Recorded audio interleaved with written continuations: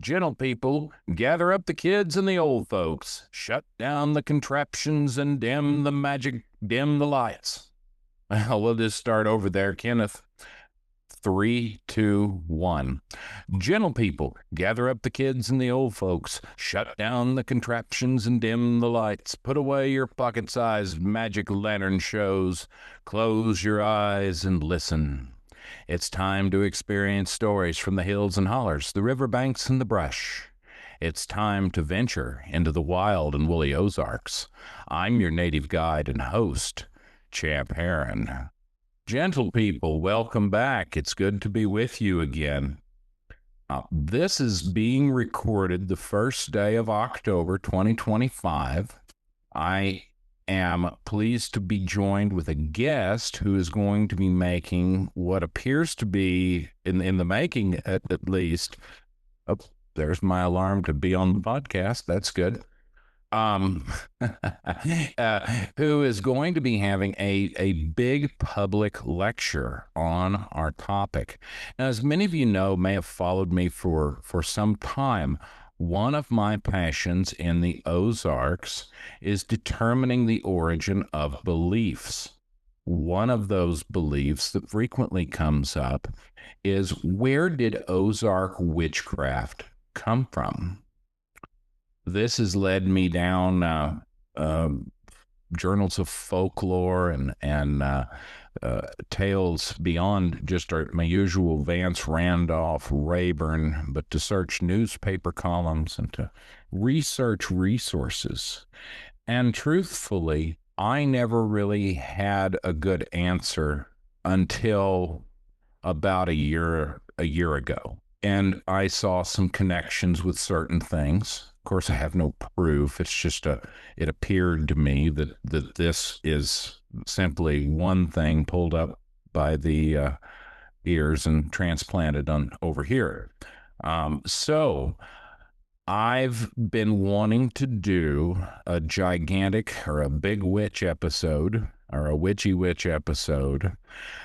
We are going to have several episodes probably following this.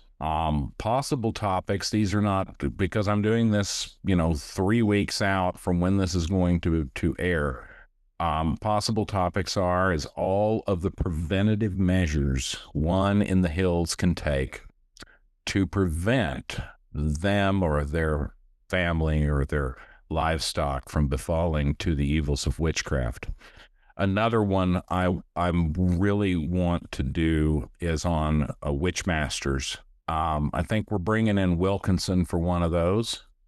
And tonight's guest is hopefully, unless we just completely run him off, going to come back again as we unpack some of the specifics on this.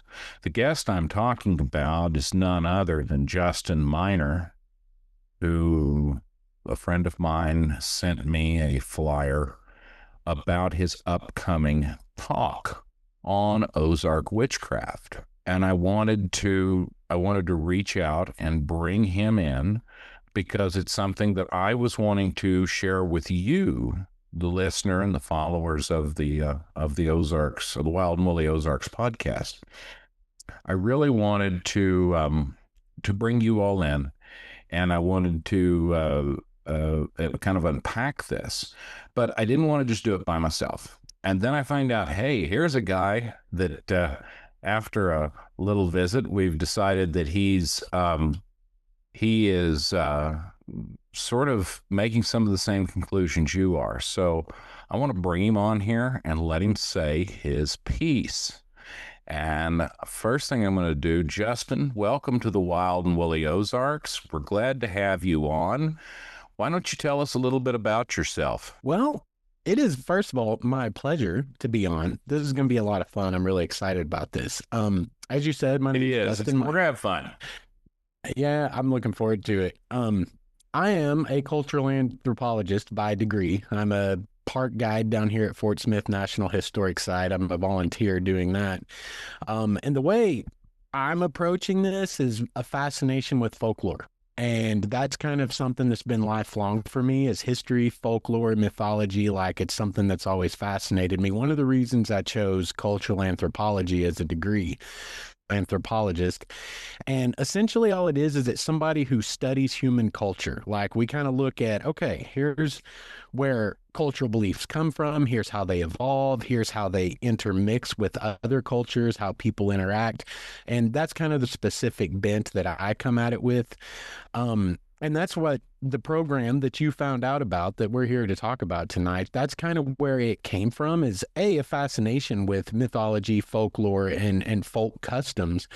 And then my way of wanting to look at things, which is, well, let's find out where it came from. Let's find out what it's all about. And let's find out, for me specifically, what kind of role does it play socially? Why does this role persist throughout history? I mean, there's still folks that practice, magic today, and even Ozark folk magic.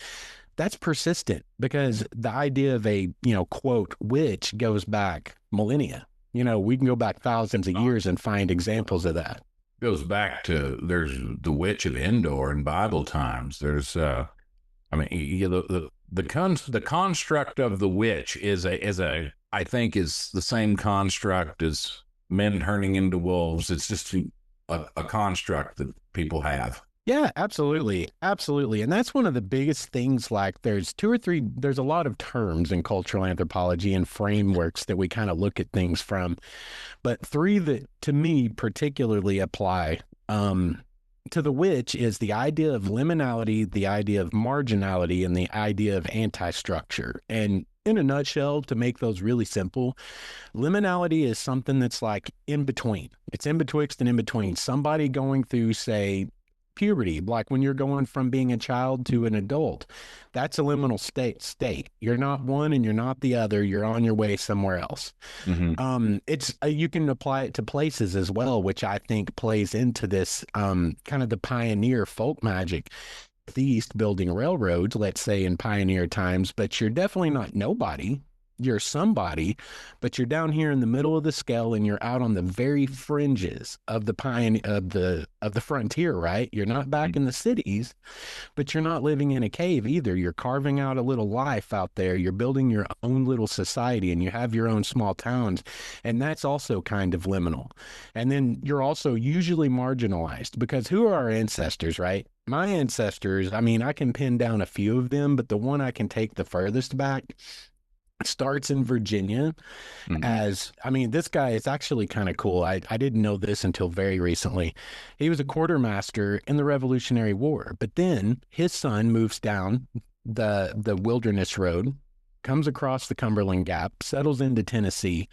These are all Scots-Irish people. At least my background is primarily Scots-Irish. You get some Welsh in there, which they're all essentially they're very closely related. They all go back all the way to Gaul. Like we can go way back into Europe to where these kind of quote unquote tribes were all related and interconnected. And so that's my heritage, comes all the way into the Ozarks in the 1840s. And my sixth great grandfather, Jeremiah Hale, was one of the very first settlers to an area that's now to this day called the Hale Barrens. And it's kind of north of Berryville, getting real close to the Missouri border. And they were Scots-Irish. So we know that our heritage comes from far, far back. And the Scots-Irish were always, I mean, because you have the Scots Highlanders come, you have the Ulster Scots, which we call Scots-Irish. They were always marginalized people, right? When we talk about marginalized, we're talking about people who are regarded as unimportant or powerless within a society, or you get the crappy job down at the docks, right? And depending on where you are, that can change. You could be Irish, but if you're Protestant in one area and it's more Catholic heavy, you're going to be the guy scrubbing the barnacles off the boats. But if it's reversed, then the roles are reversed. So they're marginalized people living on the margins of society. They're very liminal. They're very A good way to put that is they're wanderers. Like they're always Sure. ready to move on to the next opportunity. And then anti-structure, where it comes in, is anything that's too structured, like when the hierarchy gets too strict and too rigid, and it's like you're going to live like this and you're going to play by these rules.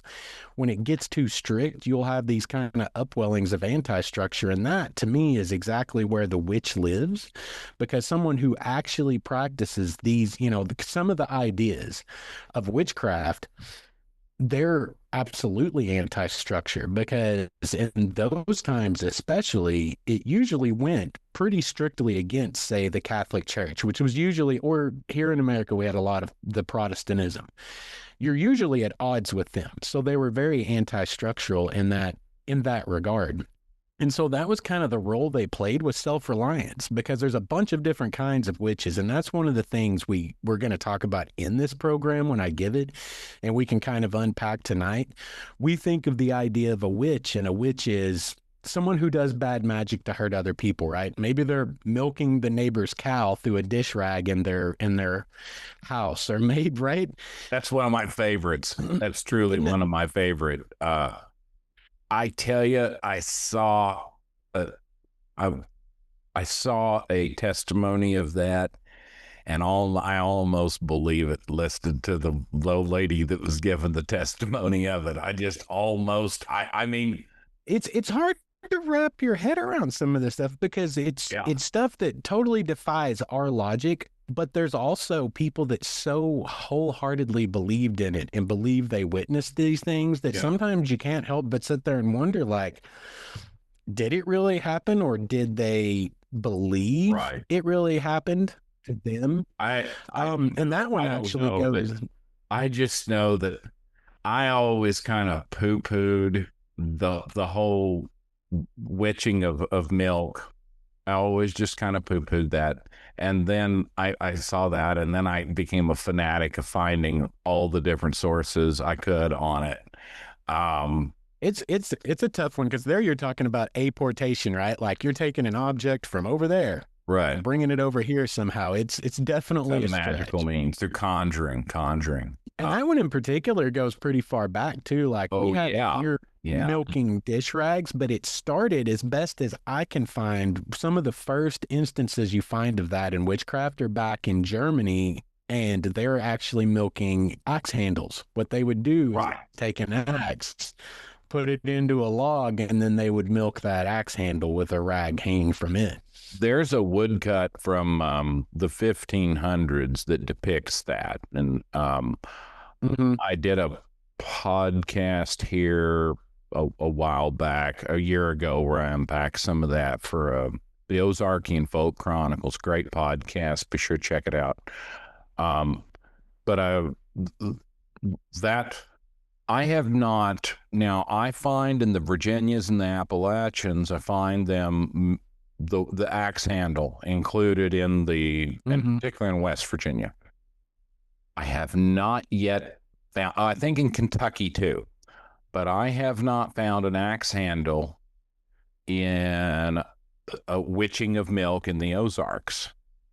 Um, Hmm. so I find the same Yeah, it's always a concept. dish rag that I've seen. Well, or yeah, there's always a dish rag, and it's the same concept, but I have not found that same parallel to appear. And one thing about the Scots Irish that I always want to make a point of, you have in what is considered largely the Scots Irish, you have Swedes, you have Germans, you have Finns, you have not only people from Scotland, Ireland, Wales, England. You have, one of the famous frontiersmen, um, Davy Crockett, is from a family of French Huguenots named La Crocketania. You know, Hmm. there are, and here's the other thing: the Scots Irish are really the first consumers of technology uh, in the in settling the hinterlands. They adapt the rifle way ahead. Which is a German thing. They adapt the Hmm. Swedish log cabin. They adapt, their religious movements various religious movements follow kind of localities and different things. But culinarily, if you look at the origins of the back countries of Virginia and the Carolinas, etc., you can draw some assimilative parallels. By the time Germans get to Missouri in the Ozarks where I live, they don't even realize they're Germans. Mhm. There is no understanding. There's no really understanding that they're Scots Irish either. They're just part of a movement that becomes identified later. Right. And Right. so I think that that's a breeding ground for a really interesting belief system. And so 100%. why don't you narrow down what you've already outlined for us, and take us through that in the Ozarks and how we got the belief system. And I think I'm going to quote Randolph here real quickly, because Randolph felt in the 20s, when he first encountered witchcraft material and started then documenting it, Randolph felt that he had already missed it by a generation, because it was Right. only in the very remotest spots. There were stories about it being more widespread, and there were instances, people relating things about it being more widespread, etc. But Mhm. it was not.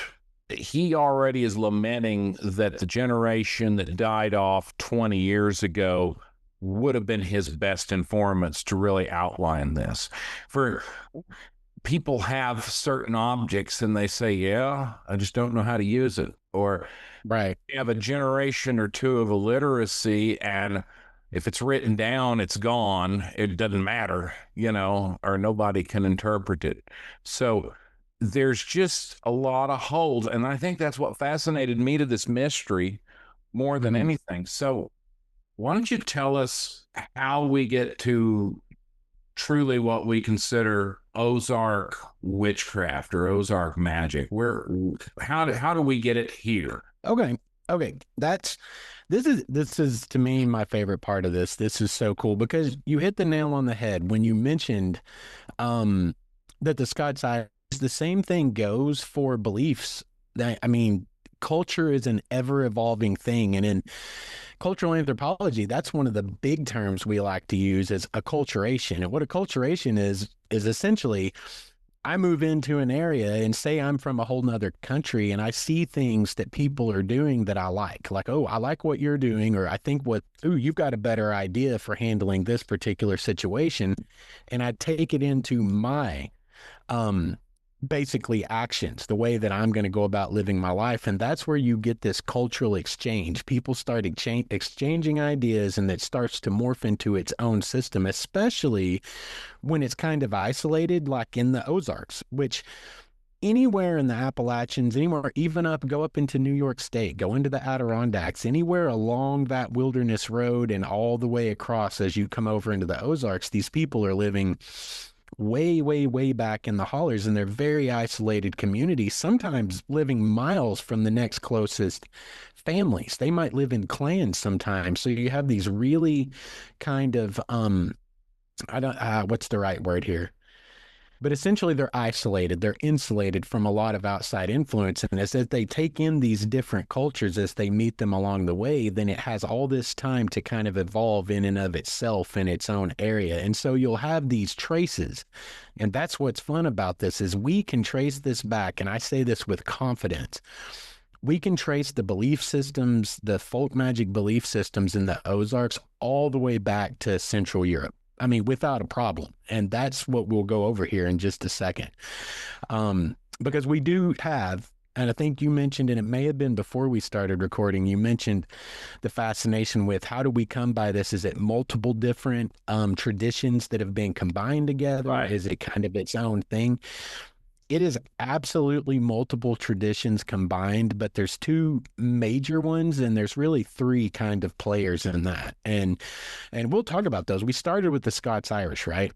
Yeah. When you look at Ozark Magic and Folklore. Like, I know you've got your copy there too, Yeah, I've which got I my think originally, I've got my yeah. stupid. I don't know how to do these settings. I bought you can buy on eBay the uh Oh, cool. a old copy of Ozark Superstitions that violates the copyright, but it's for notes. I wouldn't dare Oh, that's cool. an original one.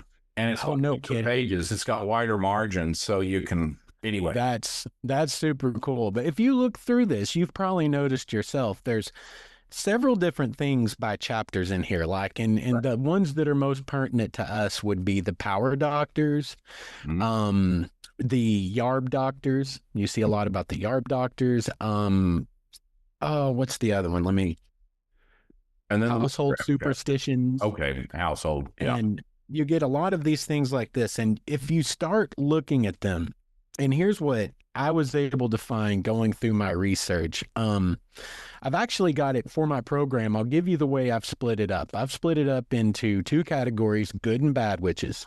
Mhm. And then I have several subcategories, which is essentially those who knew things and those who could do things. And when you talk about people that knew things, you have like, for one, this is super low level, like water witching, witching Mhm. graves, witching water. And then you get into clairvoyance like Jean Wallace. I know we've mentioned her. We talked about her. And then I think the two that Randolph mentioned, Josie Forbes in Taskey, Missouri, and Angie Paxton in Green Forest, Arkansas, those are considered people with second sight. Yeah. In Scots Irish tradition, you call that second sight. Here we kind of call it clairvoyance today. Then we get to the yarb doctors, and yarb doctors, they can kind of hang out there in themselves are a little bit liminal. They could go more witchy woo woo as we like to Sure. think of what a witch is, but generally speaking, they're herbalists. They're holistic healers. We still have them today. People, Right. it's made a resurgence in the last, 20 years, big time. We had So recently, I'll just point this out. I did an episode where I went through just some topical stuff, trying to introduce the audience to the book, Ozark Magic and Folklore. mhm. And a few years ago, I read through that and I was like, the mullein plant, good for respiratory ailments. Okay, that's kind of cool. It grows everywhere. And I never thought any more about it. And all of a sudden, where'd that come from? Now you can, if you're on Instagram, if you're looking at natural food, if you're looking at natural remedies, mullein is everywhere. It is everywhere. Yeah, And it's so it's because it's sometimes effective. yeah, so we're not here to necessarily poo-poo on anything. I'm not that arrogant because I've already poo-pooed on a bunch of this stuff and then find out that it may very well have some sort of effect. So Yeah, I can give you a couple of examples actually of stuff that is effective. Like the mullein leaves specifically. Horehound distilled into a cough syrup comes straight from Randolph. That sure. is also an expectorant. What else my mother used to do this to me when I was a kid back in the 1980s, warm sweet gum oil for earaches. Mm-hmm. That works like a charm, and that's something that we can still do today. Headache, and pain, willow bark tea. Well, where did we get the primary ingredient? Well, at least the chemical for aspirin. The Willow Iroquois bark. were doing that. The Iroquois, Yeah. the Pilgrims found the Iroquois were doing that, and that's how the Iroquois relieved the fevers after that whatever bout of illness they brought to the New World they were afflicted with. Yeah, yeah. That had to And look I like mean, a miracle cure. Think about it. oh yeah, absolutely. I mean, because in the same way that the indigenous peoples did not have any natural immunities to these diseases that were Yeah. coming, they also, like the Europeans that were showing up here, would have had no previous exposure to a lot of the, say, herbal remedies, and Yeah. they would have probably been very effective That's in that right. sense because they were fresh into their system. But then to your point about poo-pooing on stuff, some of the more interesting remedies, these are some of my favorites. I think my most favorite is when you have hemorrhoids or piles, as it was called, to send your underwear to a friend. Yeah. They had to wait for, I believe, oh no, It's a yeah, good send it to a friend, dude. I know. There has to be like maybe a guarantee of property or something in the future. It's like, can you imagine getting that package? It's like you get a package from your buddy. He lives a couple of counties over and it comes in and it's his underwear. And he says, hey, can you pee all over these for me? And, Yeah. right. Right. And then, Right. and then you're supposed to wear them for 3 days. So there's The definitely friend has questionable. after he pees on them. Not the friend you do. He's got to send them Oh, back to you and then you wear them for 3 days. So there's definitely some that's questionable gross stuff. enough, you know. Right. But there are absolutely effective things, and that's one of those in the category of people who could do things, but it's not quite magical per se. Where we get into the stuff that we consider a witch, like when we start talking about witches, we, as the general public, we think of people who are generally speaking bad, malicious, doing bad things. Um, and that's where you get into the chapter on, well, the power doctors are one thing, and they are not doing bad things, but the general perception of anyone who does things that uses ritual, incantation. Right. One of the things that we talk about is like power words, words and phrases, using sympathetic magic, being able to affect things non-locally. Sure. Meaning not me to you physicality, but like we talked about milking a dish rag, right? Sure. And so that's where we start getting into the stuff people who can do things that is more like we consider a witch. And the power doctors are one thing, but then you also have the maleficent or the bad witches, so to speak. And these are the ones that we think of that are making, the best way to put it would be a voodoo doll, but they're called poppet dolls originally. And then you could also see them called spite dolls.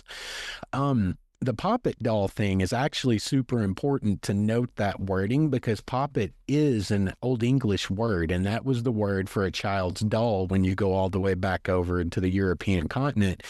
And that's what they were used for, was exactly what we think of a voodoo doll. That's one of those things that got kind of inverted, like popular culture in the 1900s, so to speak, like movies and TV, made the voodoo doll like the famous idea of an effigy that you're torturing to hurt someone, but it actually came from Europeans in the poppet and spite dolls, and then was adopted into hoodoo and voodoo, and so it's kind of inverse of how we think about it. It actually originated in Europe and then was taken into what we consider like voodoo.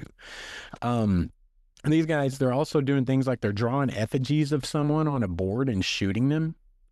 Like it gets a little bit creepy in here. Some of these guys are creating, I say guys and gals, but the one I'm thinking of specifically is a guy who's created a wooden spite doll of someone he's not feeling. And this is and Randolph talks about this, and he's putting it into the fire and just scorching its legs one at a time and then pulling him out of the fire. And Vance is kind of like, Yeah, it creeped me out. yeah, he's like, I don't want to run afoul of this guy. Like, I don't know if I believe it, but I definitely don't want to find out. I think the quote is I'd rather not have a piece of my nightshirt or undershirt wrapped in one of his dolls. Right. And that's how they do a lot of this. And that's what you call the sympathetic magic. If somebody can get a hold of your, say, fingernail clippings of your hair, maybe the hem of your shirt, they're supposedly your call when you're born, or the earth when you're born. Yeah, exactly. And if they can get a hold of that in the system of belief, where if you believe that's a viable thing, that's how they can affect you the most, is having something that belongs to you.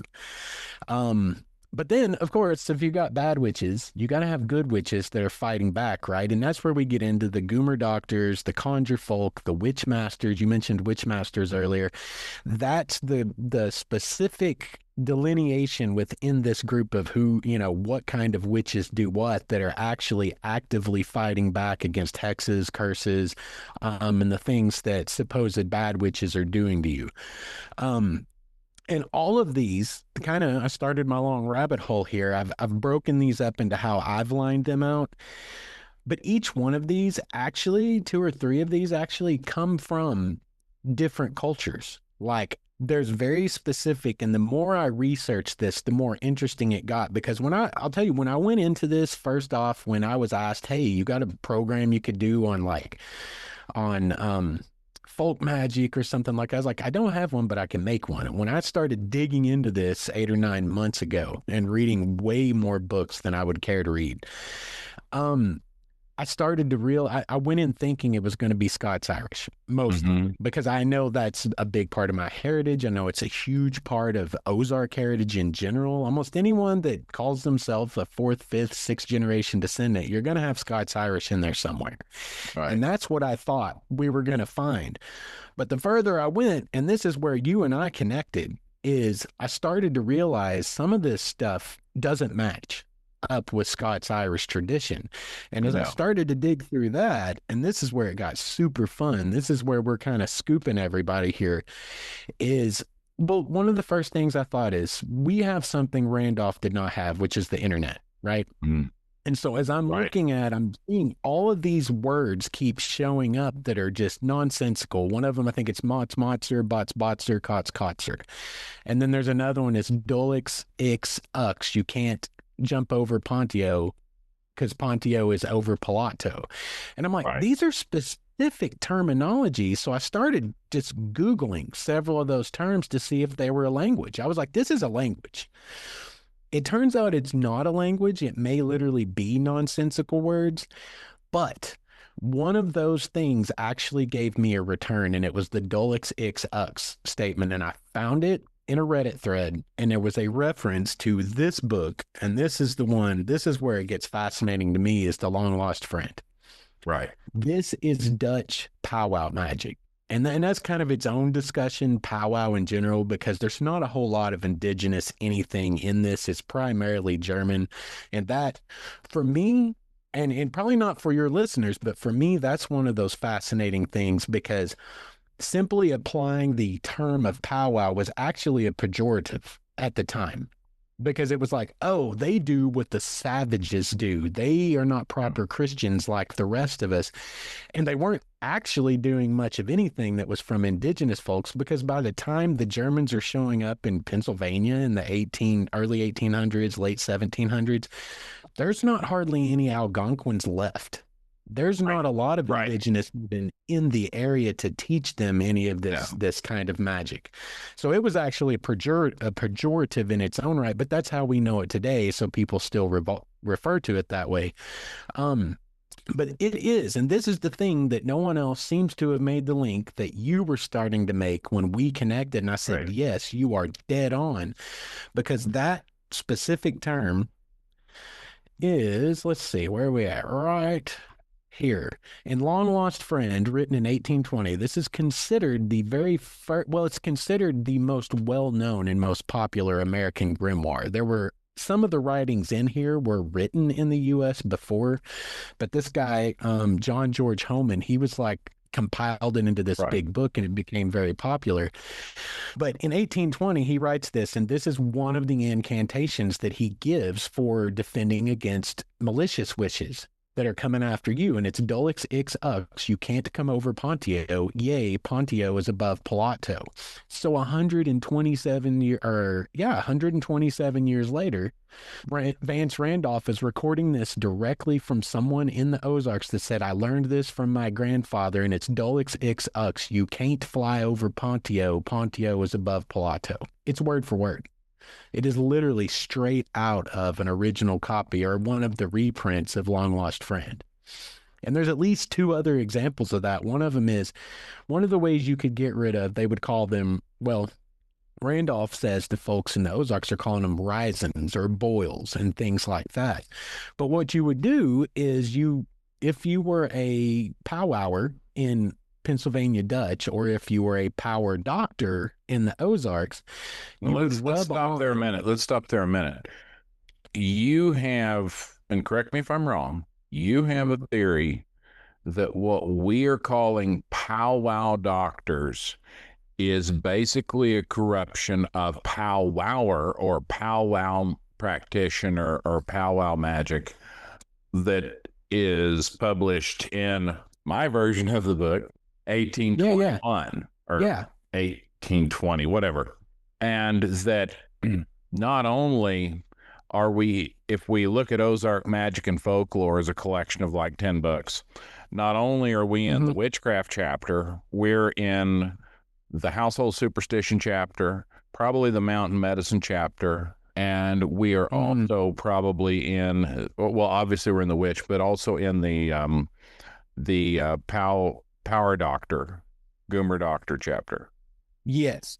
For me, the way I'm seeing it is the Power Doctor chapter specifically is essentially, it's all within the vein of this. I've got at least, let's see, 3 examples in front of me that are word for word, straight out of Long Lost Friend, that are being repeated in the Ozarks 127 years later, and they're being called Power Doctors. You go back to 1820 in Pennsylvania, they're called powwow or powwowers. And it's, when I say word for word, I mean literally word for word incantations. There's at least, what was that moment like? I've got 3. What was that moment like? Because this is something that we both share. When you made that connection and you started looking between the books and searching between, you're like, oh, yeah, okay, yeah, yeah. The light bulb went off, and yeah, mine was rather. I came at it a completely different way. I was categorizing the Witchcraft chapter by topic for writing purposes because I wanted to write about some of it. Now we're doing a podcast about some of it, but right. The witching of milk I thought was so unique that it had to come from somewhere because it would definitely not be Native American. Right. So I kind of looked through my regular sources, could find nothing, could find really where Randolph had no reference to it, anything to dial in on. And so I knew that it probably would be the second biggest body of folklore I'm familiar with is West Virginia folklore, because Ruth Ann Music is a student of Randolph's. So if you're familiar with the Ghost of Coffin Hollow or the Telltale Lilac Tree or some of those classics, even written in a very similar style, or maybe Randolph they were both copying somebody else. I don't know.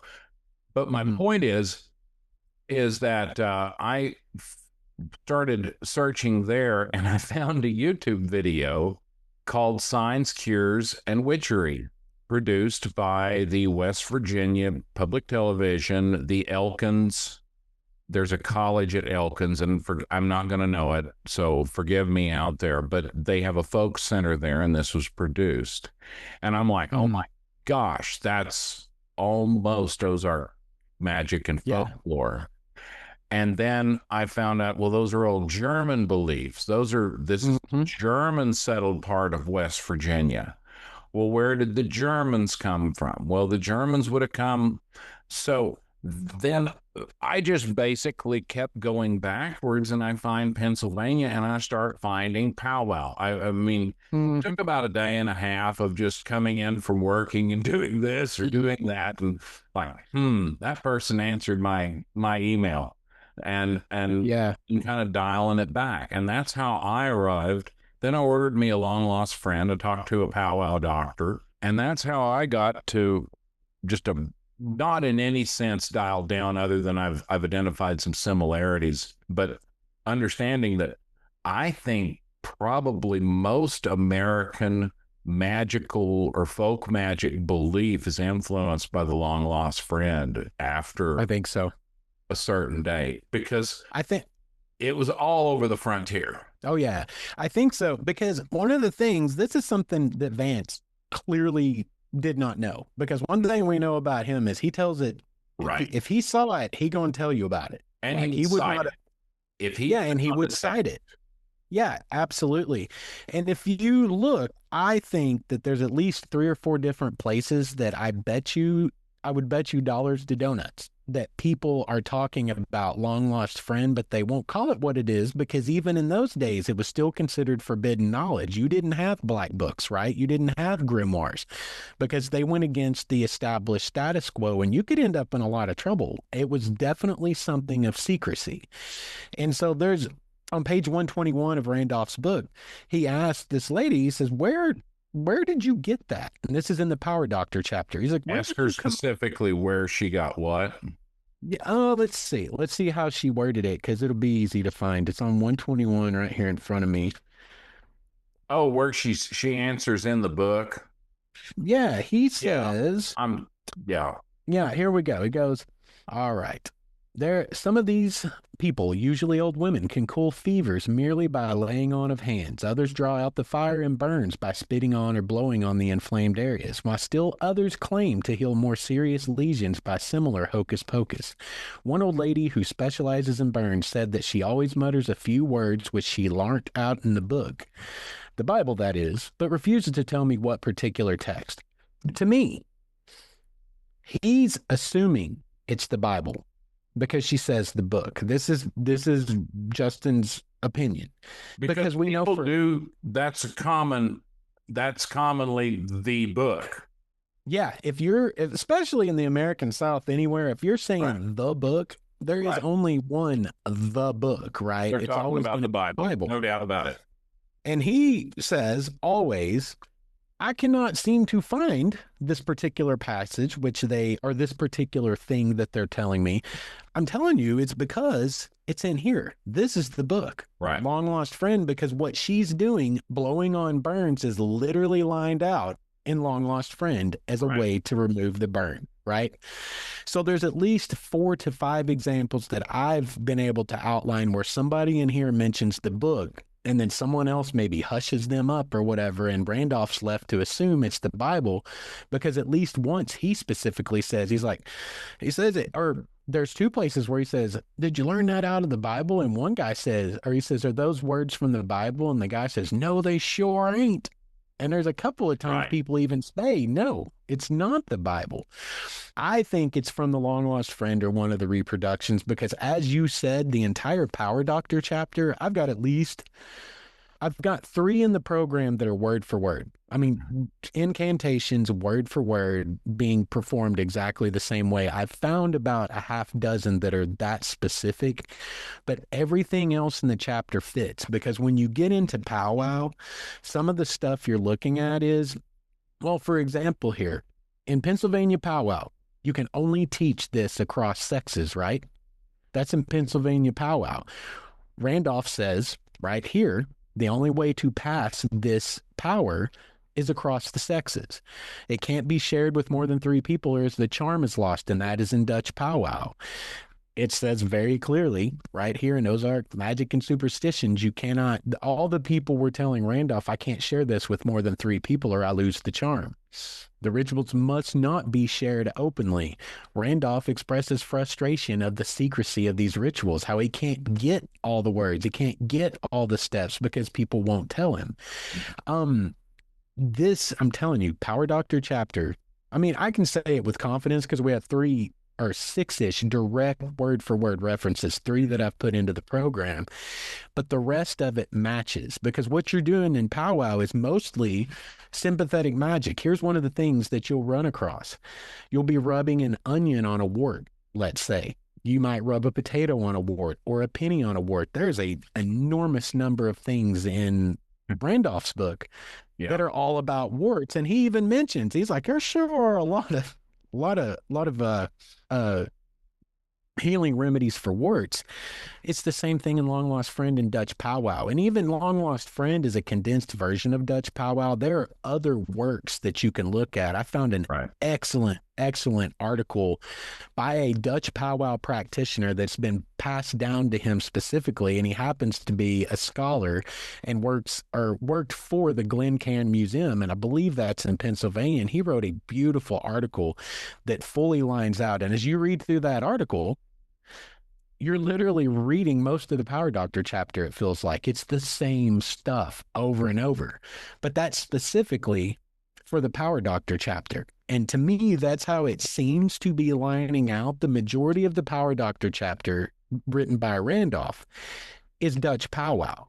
But when you get into the household superstitions specifically, that very much seems to be more Scots-Irish and superstitions. Now, it's not going to be all of it. These things are going to be shared because there's stuff that's in Dutch powwow that's also in Scots-Irish because they both came from Europe, right? Those things were already intermixing before they made it across the pond and came to us. But when, like, for example, let me find my on the Scotch Irish here. Here's things that are specifically Scottish. If you go all the way back to Europe and look at Scottish traditions, throwing salt over the left shoulder. People still do that and talk about that today, right? Because that's supposed to be where the devil and his crew will hang out to. Which also, a lot of people may think of this and notice anyone that remembers Looney Tunes, right? There was always a devil on one shoulder and an angel on the other. Do you know where that came from? It came from this, the idea of the devil hanging out on your shoulder, trying to get you to do bad things. And salt is apparently anathema to the devil. So if you throw that salt over your shoulder, you could stave off the bad luck. And then there's ideas here that are divination. Your ears burning is a sign of being talked about. Your left ear's burning, you know, someone's saying something good. Your right ear's burning. Maybe someone's are itching or burning, either one. Itching palm. You're supposed to come into money. I've heard that. My mom used to say that. I'd be like itching my palm and she'd be like, oh, you're about to get some money. And I'm like, what are you talking about? These are all Scottish, Irish influenced ideas. Let me ask you this, if you've ever done this. My mom used to do this, and I've been asking people for the last month or so, whenever, I'm like, have you ever heard or done this? And it's about 50-50 of people I've asked. If you're walking along, let's say you're going into a store and you walk past one of those concrete pillars, or you walk around a telephone pole, or a tree splits between you and the person you're walking with. Have you ever said bread and butter, or had someone say bread and butter? Yep. That comes from Scots Irish, like all the way back into Scotland. And my mom used to do that. That one is, I used to do it to my daughter. I remember the first time I did it to my daughter, she looked at me like I was crazy. She's like, what? I was like, it's just the thing. It's just the thing. Don't worry about it. Yeah. Yeah. My grandmother, my mother's mother was fond of bread and butter. I've heard it too. Yeah. I've heard it too as what's the other one? I think almost anything that goes together. You can hear it as salt and pepper. You can hear it as different things like that. But bread and butter is kind of the main one. And then there's a couple others. Never put your left shoe on before your right. Never step out of bed onto your left foot. Bad luck comes in threes. Those kinds of concepts are all very Scots Irish. And to me, it's like the household superstitions chapter feels very Scots Irish and stuff that we can pin down specifically. The Power Doctor chapter is very much Pennsylvania Dutch. I would stake my reputation, which is admittedly not saying a lot, but I would stake something on it that it is Pennsylvania Dutch. There's a lot of stuff in that chapter that's just absolutely fascinating to me. And I will too this, because you said my theoretical idea here. One thing that may or may not be the case that I think is really interesting in Pennsylvania Dutch, back in the days where they were practicing in Pennsylvania, a pow-wower was often called a pow-hour. They'd be a pow-hour doctor, or the German word for it is the Brauheur. So if you make it all the way down over 100 years into the Ozarks, you come all the way down from Pennsylvania, you settle in Virginia for a while, you come from Virginia across the Cumberland Gap, you settle in Tennessee for a while, you're going through about 4 generations here as it's making its way into the Ozarks. Right. I'm just saying that pow-hour, and Brauheur, either one sound a whole lot like power. No, and there's nowhere else I can find, and it may be out there, but I've not been able to find it. Anyone, anywhere who calls anyone a power doctor, except for Randolph talking about it in the Ozarks. Only place I can find it. That's the only place I've ever found it either. One of the things I want to bring it back to, and it's a small point, but I want to get it down. You said there were other grimoires circulating. And I know that you could buy like the books about the different seals of Moses or the seals of Solomon. Those were widely circulated. In fact, Albertus Magnus, the saint, wrote, was credited with at least editing part of that, if not outright writing part of it. And I know Holman, or I've been told, Holman plagiarized Albertus Magnus in at least part of The Long Lost Friend. But what's the other grimoires that are out there, and where are their origin? Let's see here. I did pull this up in front of me. This for anyone that's out there listening or watching, if you're interested in The Long Lost Friend, a really good copy of it is The Long Lost Friend, a 19th century grimoire, and it is a complete annotated edition. And if you can, I don't know if they'll be able to see this, but it's kind of a blue book, and it is edited by an anthropologist and someone who is familiar with powwow. This is a great book because it gives all the context and the backstory, and that's where I'm pulling these other grimoires out of. One of the primary ones that You've got a fancy one. I've got the white and black one off of Amazon for $12.75. this one wasn't much more than 12.75, but I definitely wanted this because I definitely promise you I'm not my palm doesn't do a lot of itching. I don't get a lot of windfalls as we were just talking about. But one of the main ones that he talks about in here is, let's see, I just had it right in front of my face. Tell me that I lost it here.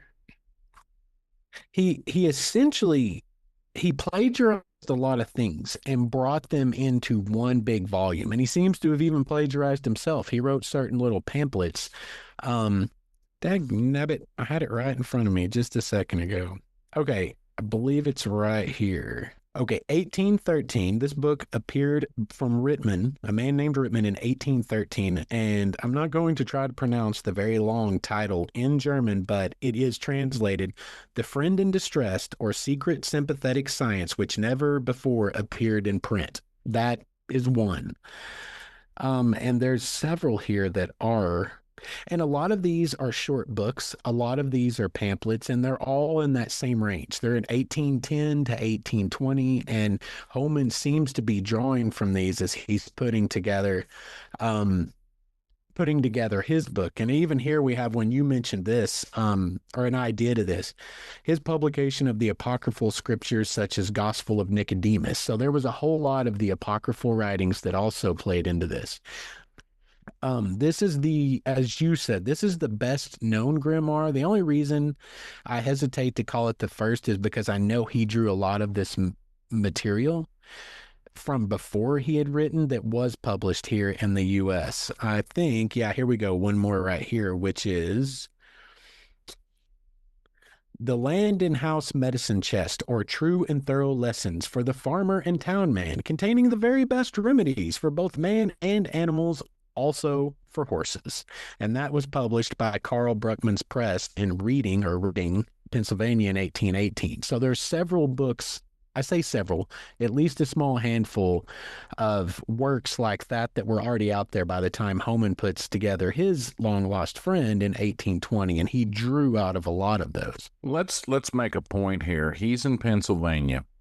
William in particular, like German immigrants, because they're very industrious. But if you had I mean, there were a lot of Quakers in Pennsylvania, but if you had any other belief system, you were welcome there. Yes. And there are all of these small meeting houses. Mennonites come out of this, Amish come out of this environment, or this revival in Germany. You have Brethren, you have all these branches of Lutheranism that have split off, and that is there's a big element to your personal connection with God, and also your perfection in this world. And that leads people to make leaps on things, in my opinion. So that's how you get, although this is an extreme, people who can raise the dead on the end of, or cure people because they are full of frogs and salamanders and toads on the inside, and we need to get those out of them. And I've always maintained witchcraft is there in lack of a better answer for a lot of situations. So if you don't mind, Are there any other grimoires that we'd be familiar with, or anything else out there beyond Um, Omen? Not, I think, that is necessarily applicable to what we're talking about tonight. There's Sure. all kinds of grimoires that float around the world, but for what we're talking about, I think that's really it, and probably the sources he derived it from himself are probably the main ones that Right. we're looking at. Um, and there is, and I'll throw this at you because we can do this one fairly quick because it's not a major influence, but there is another influence that's outside of Scots, Irish, and German that we do see in our witchcraft or our folk magic tradition in the Ozarks. And this one actually caught me off guard. I did not expect this one when I came across the links. And there's not a ton, but there's enough that are specific enough that I feel comfortable saying, yeah, this absolutely has some effect. Um, when I was looking at Randolph talks about on page 30, hanging a dead snake belly up on a fence to bring rain. So as I started looking into that, the only other tradition I can find that in comes from African culture and from the enslaved African culture specifically, which would be in the low country of South Carolina. And as I started to explore that, I was like, oh, I recognize a handful of things here, which the dead snake I didn't. I've never hung a dead snake to bring rain, but that link was I would have explicit. the last month and a half if I'd have known that. Right, right. Well, you never know. I mean, if it's effective, at least you can give it a try. You can test it out and let us know Sure. if it works, right? Um, but the broomstick at the door to keep out spirits or witches. Sure. Like Randolph talks about it, laying a broomstick across there. He even talks about, I believe, his wife doing it. And he's like, she assures me that's just shows that the sweeping's done. But he mentions his wife does it. It's definitely a thing in the Ozarks to keep the witches out, but that comes specifically from African culture. And then the other two main ones, well, there's three, but painting the ceiling of a porch blue, which we do see a lot down here. And people down here say it's because it repels flies or mosquitoes or Wasps. dirt daubers' nest, wasp. Wasps and dirt daubers, yeah. Right. Where it originates is in African tradition, specifically the traditions of some of the very first Africans that were brought over from Africa in the slave trade. There was this idea that spirits and witches or anything that was malicious could not cross bodies of water. So you would paint the ceiling blue, or you would put out, the other one is the blue bottle trees. I'm sure you've seen cobalt blue bottles hanging all over trees. Those are there to keep spirits and to keep bad witches out of the home.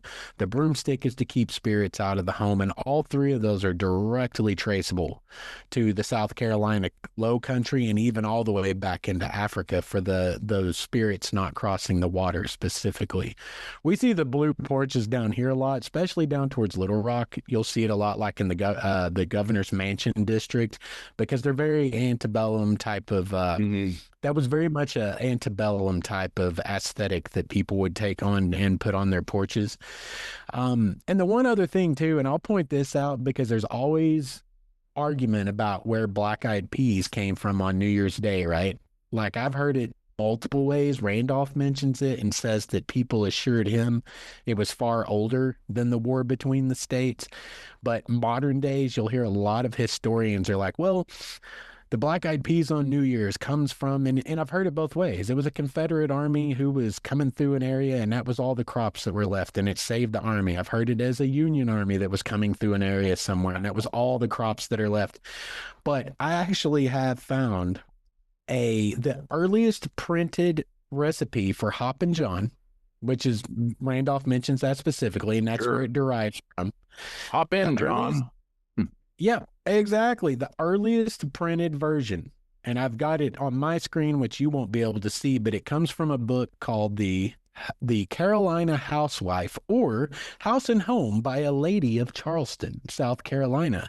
And on page 83, there is right there, Hopping John and the specific recipe for Hopping John. And it was written in 1847. Wow. I'm not a real smart guy, but I'm not definitely not a mathematician, but 1847 was definitely before 1861. So we have textual evidence. Hoppin' John and New Year's, Black Eyed Peas and New Year's is definitely predates the Civil War to some degree. Here's the thing, though. And that comes, If you're an army and you're foraging and you mhm, come and you know, those armies, they didn't just turn those guys loose. They had mobile kitchens and they had mhm, cooks and they had people who that was their whole job. And mhm. the point is you would send those fellas out there, everybody go fill their haversack with these peas and we'll boil them up. We got some hog fat and we'll boil them up, and that's how we'll feed everybody. Yeah. It's sort of an, you know, a peanut goober peas or peanuts, you know, Mhm. eating goober peas. The Yankees were down south eating boiled peanuts. So Yeah. a lot of that, you know, a war is a great assimilation tool. Um, a lot of that I kind of always kind of amuses me. But, you know, if you like, hey, I've got peas and we've got this and this, what can we make? Got some cornmeal. Right. What can we make with it? Well, you know, you have just a few recipes, Right. Right. whether or A lot not, of them become irrespective of what the lady in Charleston wrote down. right. No, absolutely, absolutely, and that's like because that's one of those versions of that story. Is it's like, oh, the army didn't want the peas; they took the better crops. It's like, no, listen, like I'm a historian at a national historic site where we specifically interpret the Civil War. We had Right. Confederate occupation, we had Union occupation, and I promise you, if it was edible, it was being eaten by either a soldier or a animal. Somebody was eating it. They weren't leaving anything behind because that's the big story of the Trans-Mississippi Civil War is basically guerrilla warfare and there's nothing to eat. Yeah, there's no Everyone's starving. supplies, There's no no supply. So like, uniforms, just ammunition. right, right. 100%. And not enough of that. And half the time it failed because it was crappy Yeah. ammunition, right? Yeah. If you were a bushwhacker, you tended to have better hardware than the soldiers you're Hmm. going up against. But before we get off track here, so take us down. So that's definitely, you know, I know gumbo okra is another example of a plant that was probably brought on the Hmm. slave ship. Are Yeah. black-eyed peas in that category as well? It that's the idea because black-eyed peas and rice even were domesticated in Africa, and it's considered what most historians, and I'm not to be clear, I'm not a historian of the slave trade, like I'm not an expert on that, Neither am but from I, so it's everything okay. Just yeah, spill your guts. It's okay. I I know just enough to be dangerous, but Sure. what we do know that from what I could read and historians that are experts on that, the black-eyed peas and rice were most likely made it to the New World by way of the slave ships because it was a very, very cheap and effective way to put calories into the slaves as they made it Sure. across the Atlantic. Sure. It's And so stored. that's Yeah. I mean, mhm. there's a lot of, yeah. Yeah, that's the general consensus about how it makes it to us, and of course because it is kind of a lower value, lower status crop, it probably was a big part of the diet of enslaved people when they were basically well when they were enslaved, and so that's kind of the idea. And when you look into Black culture, and that's a path I went down to really try to flesh out Hop and John, what is this? Is it this culture? Is it this culture? There's a whole idea there for prosperity. You eat on the new year, which in and of itself, this is really interesting, and we need to make this point. Hoodoo and Santeria, which everyone kind of it's sort of derivative, it's sort of in the same vein as what we consider voodoo. Those were really developed here in that South Carolina low country. And they were developed on The Long Lost Friend in a large part because this book is to this day one of the primary texts in hoodoo. Like, so that was developing here in and of itself, away from Africa here within those enslaved communities. And so they were adopting a lot of these German ideas because in The Long Lost Friend, as well as the Power Doctor chapter of Ozark Mountain, Ozark superstitions or Ozark magic and folklore, you see a lot of talk about what you do and don't do on New Year's Day, right? If you sweep something out the door on New Year's Day, that's a bad idea because you just swept away your luck for the entire year. That's one of those superstitions.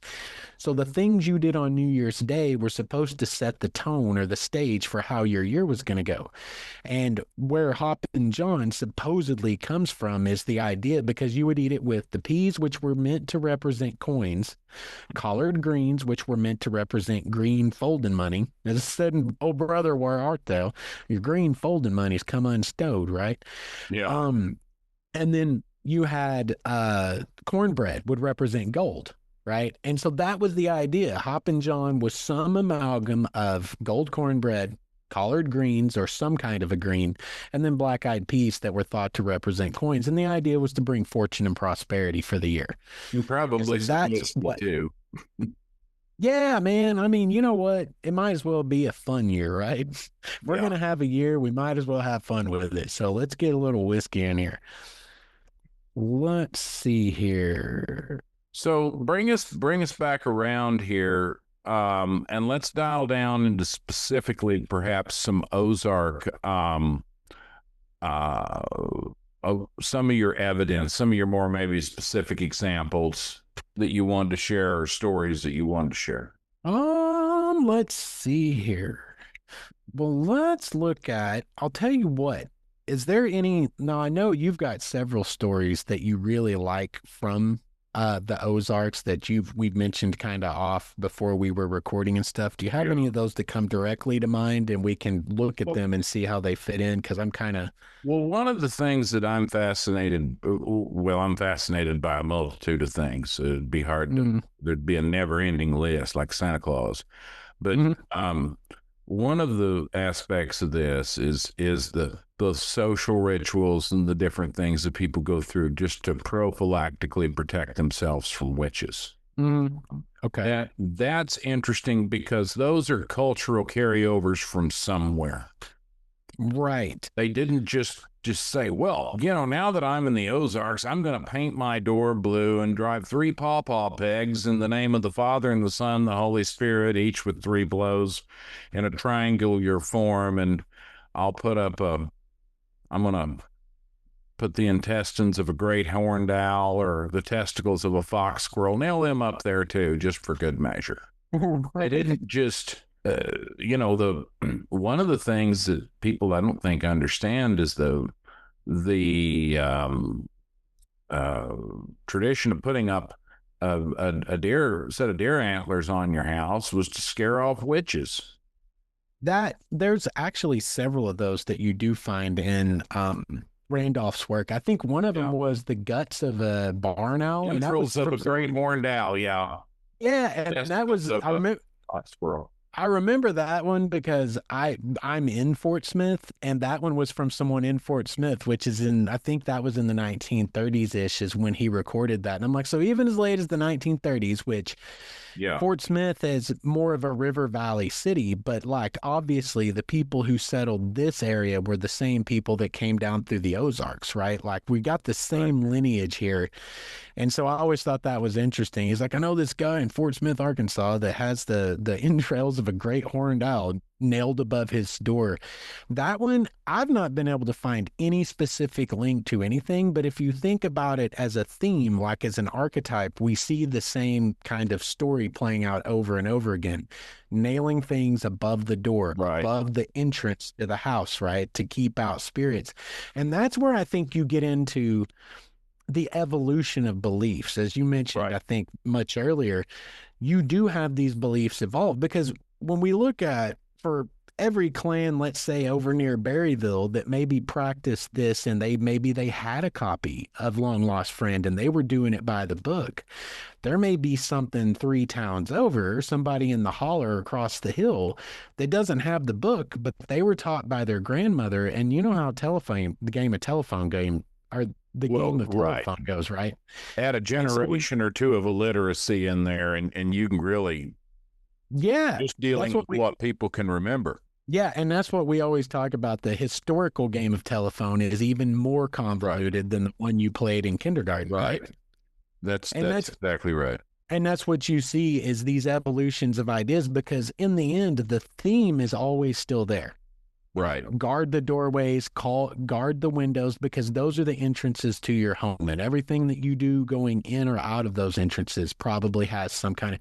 And the entrance of a doorway, you remember I said at the very beginning there's three kind of concepts that fit into witchcraft. One of those things was liminal spaces. A liminal place is being a transition. It's not here or there. You don't live in the doorway, you transition through the doorway. Right. And those transitory places are really important. Like when you get into the power doctor, and we're talking Thus about the horseshoe, thus the mistletoe, thus the right, cross above the door, thus painting your door blue, thus the owl entrails, right. etc. Exactly. And that's interesting too, because this is a book that I didn't utilize heavily for this work, but there's evidence in it for how the Scots Irish treated. This is called The Secret Commonwealth of Elves, Fauns, and Fairies. It was written by a minister named Robert Kirk, and I believe it's 1591. This is a copy that I got off of Amazon like you do. He probably was back before fairies were extinct. Yeah, absolutely. Like I was listening to a podcast today talking about a guy who went through Ireland and Scotland in the 1920s trying to document all the stories of fairies, because he said as progress continued to grow, the fairies and the interactions with fairies decreased almost. Hamish Henderson. I believe so. I believe that's the name that they were talking about. Okay, yeah. So I got to put a plug out here for my good friend Todd Wilkinson. So he has searched and searched and searched, because they both collected songs. They both collected folk beliefs. They both presented in North America. They would have been at, I mean, it's just amazing that their sources, it's sort of like it's amazing that Randolph never found the Pennsylvania powwow connection. The fact that he never linked up with Hamish Henderson is another one of those things that just anyone who's really looked into it is just astounding. Yeah, it is there kind of so many parallels. right. You can collect you can in a certain era on a pretty good array of topics. You can connect Vance Randolph to every major folklorist in the United States who was who was in that same genre of collecting and documenting folklore and folk songs. But how those things never, I don't know, the Pennsylvania delegation to the American Folklore Society didn't show. I don't know. Right. It is very, very interesting, because this is something I think that people don't realize about Randolph is they're like, okay, he was the guy who happened to live there and thought, look at this quaint culture and I'm going to write down everything. It's fascinating.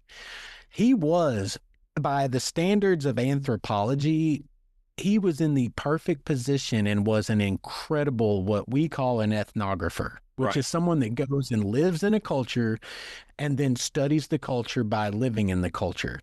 He was doing that in the Ozarks, and he was so perfectly situated for it because he wasn't of the culture. Yeah, that's right. Goodall, but it's sort of just yeah. Yeah, go ahead. Similar. Sorry. No, you're 100% dead on. It's like you go, you live amongst it, you study it. And like Randolph was perfectly placed for this because Randolph was an outsider who married into it. So he's just outside enough to be objective, because we don't ever see ourselves as we really are, right? Like that's something that's just inherent to the human experience. So the outside perspective is very useful. And because he was the outside perspective that wasn't here for like a week and looked around and haughtily, arrogantly said, oh, look at these idiots. But it was like, okay, I'm married into it. These people have become my friends. And now I'm getting not only my objective perspective, but I'm also getting an insider perspective. Like we are fortunate that Randolph had the interest he did, because he is the reason that we have a true picture of what. 100%. Like he was great for that. Like he was absolutely, and he was good at it. I mean, he talks Yeah. about his Rolodexes of notes and his boxes and boxes of notes. Like, that's a good ethnographer. That's a good historian. That's a Oh, good anthropologist, sociologist, somebody. You have to keep notes. You have to keep good notes. And apparently, he had them by the buttload. yeah, he So did. Mary Parler said he has the seeingest of eyes and the hearingest of ears.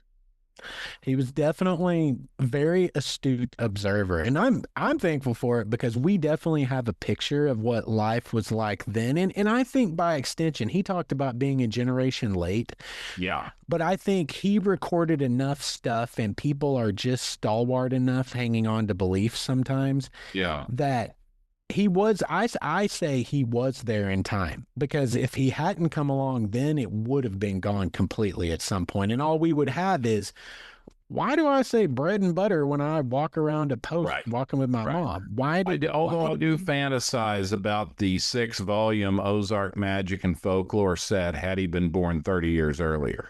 yeah, That it could would be exist. absolutely, Because but I'll I tell you think the I think this book on a lot of things, I'm not talking about weather sign. I'm not talking about, there's some fairly exhaustive yeah. chapters here. Oh yeah. Oh yeah. But my point is I really think that parts of this are just a minuscule fraction of what they could be Yeah. had he been 25 years ahead. And it's pointless to even go down that hole because it'll never happen. It's past, it's gone. We're never going to forget it again. But what would it look like had he been there? Yeah. Had he started in 1900? 100%. Yeah, absolutely. But the good thing about him doing what he did is he gave us enough that what are we sitting Yeah, here talking about tonight? sure. Figured out that at least a good portion of what was being done there was Dutch powwow. Yeah, He's the reason we get to say that right now it's is because because of the he work recorded Randolph did. Yeah, and yeah. that allows us to reverse engineer a lot of this stuff. That was one of the things when I pulled up this crazy book that was written in 1591, The Secret Commonwealth. I'm going to have to get This is that now. this is where we get the idea of iron repelling spirits because in 1591 this was common practice in the Scottish Highlands in Mhm. Scotland, Ireland, Welsh, is that iron repels the fae. And the fae to them weren't just fairies, they were like anything that was spirity. Like See, there were, see the book or the story, the blacksmith story from The Devil's Pretty Daughter, also known as Stiff as a Poker, where the Mhm. blacksmith is ridden nightly by a young witch who's beautiful. There's no sexual overtones at all in the story. Mhm. I mean, there's everything in the story. There's sexual overtones, bondage, all kinds of things. But it boils down to the blacksmith when he can reverse the spell, shoes the horse, and completely destroys the witch's capability to affect Right. Well, and this change in him, which is pretty awful.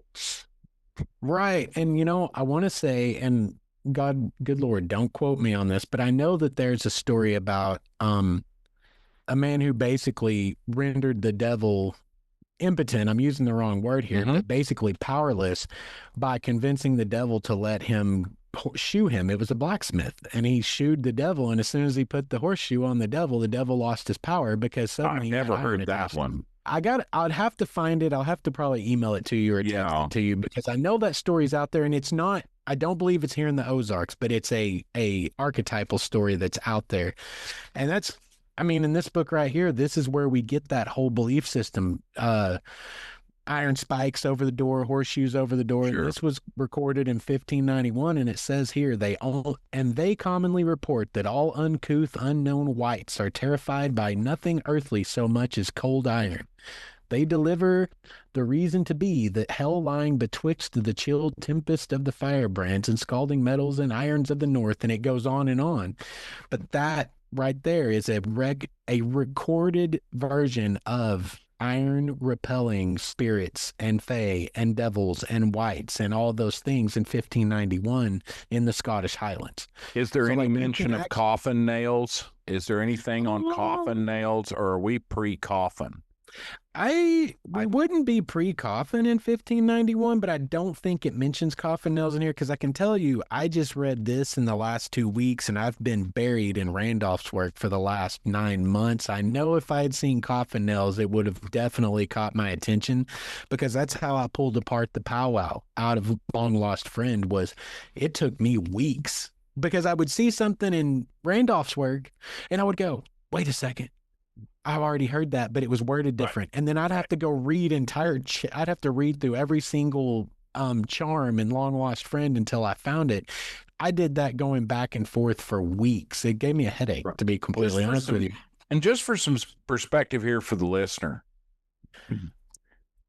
the ability to manipulate iron and fire and water and air, all of these elemental things in such a way that you could come up with this magic, indestructible substance known as steel that you could put an edge on and shave with, that you could whatever.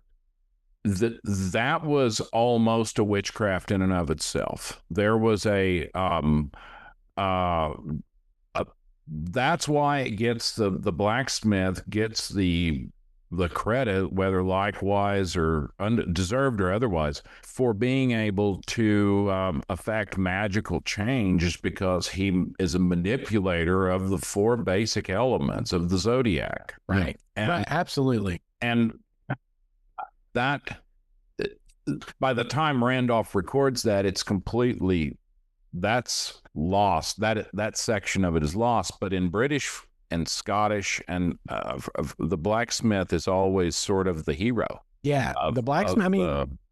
If you think about it, they're alchemists in a sense. Exactly. There's like a whole tradition of alchemy that, of course, we consider alchemy. What do we talk about? Somebody could turn Rumpelstiltskin. That's alchemy. Right. Those guys sitting there trying to dip lead in the blood of black chickens and convert it into gold with, hocus pocus. Yes. Right. And we have those stories because some of those guys claim to be able to do it, but they were also actually courting kings and royal courts to be patrons of and basically get to do everything on the king's dime. All they had to do is produce a single gold nugget from, Yeah. I've always wanted to know because everybody pull your teeth. There's some pretty good recorded versions of people that were under scrutiny and produced that little nugget of gold. And I always thought, I don't want to know where he had that nugget of gold before he pulled it out in front of the king. I don't think they were doing body cavity searches, but maybe they should have been.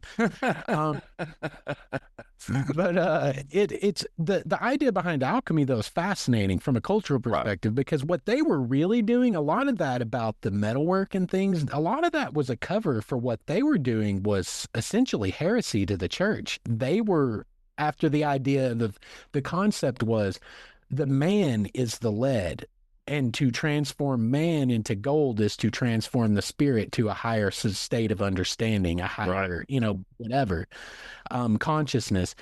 And so you run into that because when you get to a blacksmith, those stories are already there, and you get to a blacksmith and that dude is literally making shapes out of iron. He's turning iron into something as good as gold. Yeah.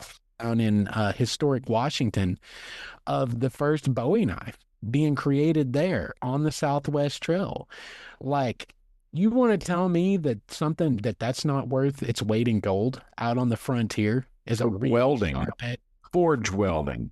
I mean, 100%. Not a lot of people think of that today, but where you take these powders and you build a fire and you make the metal stick back together, it is a magical thing. And particularly when we're talking about the infancy of blacksmithing, and they're digging pig iron out of the hills of Britain, and they're digging coal out, or peat, and they're heating it and they're refining it. It's there's some trade secrets involved there. There's a certain mystery involved there. They're down in mine. There's a whole, there's just rabbit hole after rabbit hole to say these people are special and they're different and they're doing something that we do not fully understand. We don't even think about that perspective today.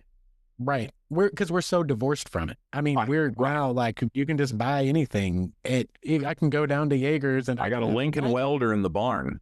Yeah, I exactly. can make metal stick together, no problem. Right. Exactly. And that's where, to tie this back, as you said, to like say witchcraft, for example, that's sort of what the witch was in a way. The witch was the alchemist. The witch was the blacksmith, because you said it best when you said, in lack of a better answer, there's the witch. Yeah. And that's why I think it held on as a social archetype for so long, even into today, because the one thing about being a witch is independence. If the structure says, and think about this in pioneer days, you're in the Ozark Mountains, you're way down in a holler. We talked about Jean Wallace. That woman, the clairvoyant, the mountain maid of Roaring River, she walked 5 miles with a 20-pound burlap sack to the store to carry back supplies. 3.5 miles to the post office. She walked up the darndest. I've been to her side of her cabin, and she walked up the darndest hill to carry water. Right. So, I mean, they needed independence because there wasn't. She certainly had it. She had it in space because you didn't have a doctor, right? Right. So you had to know how to doctor yourself. You didn't have a veterinarian, so you had to know how to doctor your animals. You didn't have that Jean Wallace story. I'm gonna do the clairvoyance of Randolph at some point. Jean Wallace is particularly interesting because she came here from upstate New York. Her father was a sea captain. She was a trained nurse during the Spanish-American War, I want to say. And it was either or World War I. I don't remember which, but it bothered her so much because she always claimed to be able to tell who was going to live and who was going to die. Right. And that's why she came to the remote hills, to be away from everybody, because I guess she was bombarded from a. I know. And then she gets here and gets sought out by, apparently, if the reports are true, lots and lots of people through her lifetime. And, that she's a fascinating study, but she's a good example. And all of these witches are a good example. It's in the absence of structure. Doctors, hospitals, anything of that nature. Right. Someone has to step up, because you have to find, and that tradition, as we talked about, coming from Pennsylvania Dutch powwow, the whole book, it's not just how to cure your cough, it's how to cure the bot in cows, or there's just as much veterinary work in there as there is for humans. Now, there's a couple of things. There's a couple of things that I've really expected to find in that book that I have not found in the Ozarks. I wrote an article for the paper on just some origins of Ozark witchcraft. And one of the things I really expected to find and never did was a Sator Rhodas square, or the cross, the you know what I'm talking about. Yes. In the powwow book, I can't think of what it. I'm not gonna look it up, but you know what I'm talking about. Where it's is it the letters in the Our Father who art in heaven, or it's the irrespective. Well, I can tell you, it's a code. It's a religious, basically word puzzle, Sudoku. Yeah. Using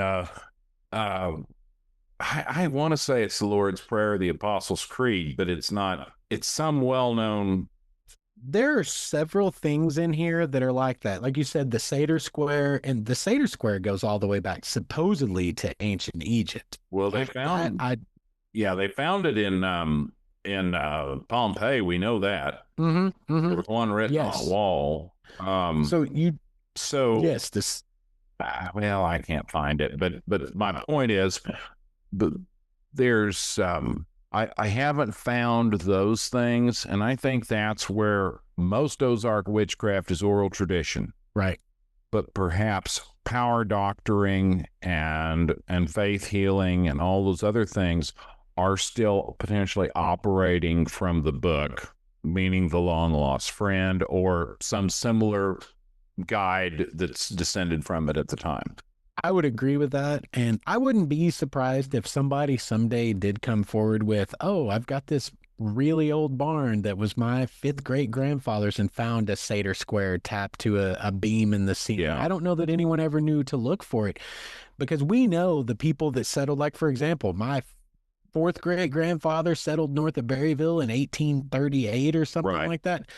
His father was in the Cumberland Gap area of Tennessee, right there in the Appalachians, and his father was right on the spine of the Alps in Virginia. So we know if they were practicing Dutch powwow in Appalachia, we are the descendants of those Appalachians that Right. worked their way over here. So there's no reason it wouldn't be here, except maybe that particular strain. Again, we talk about evolution across generations. Maybe that just didn't stick around for some reason. Yeah. There might be just like, no one really. I'm having a hard time finding the right way to word it, but sometimes things just fall away without any real good purpose other than it just wasn't something people were continuing to do and it kind of fell away. Well, and when you start talking in the herbology or yarb doctoring, when you start talking about faith healing, sometimes those things work. Not to say that I understand it and not to say that I'm making a universal statement, but sometimes those things work, or sometimes they're just an impressive function of community, of entwined with religious faith, entwined with some sort of socio-economic order. And so they're just they're adopted because they're effective in that, for that community to operate. Absolutely. And I think this is one of the things towards the end of my program that I go into. One of the questions we want to answer is it effective? Was it effective? Were any of these kind of outside of yarb doctoring, let's say outside of things that absolutely were effective because there's a medication within that medicine or within that plant, but the things that are a little bit what we would consider more woo, like rubbing an onion on a wart and the wart falls off, was that effective? And I can tell you, one of the things I'm going to go into is the placebo effect, because I believe it was effective. If those people believed it was effective, oftentimes those cures actually do occur. And you can prove that in the placebo effect. You have to take account, like, this is one of the things I love. Like, part of my world that I live in is archaeology, right? And they're hard scientists. That's a big part of anthropology. They don't like the woo so much.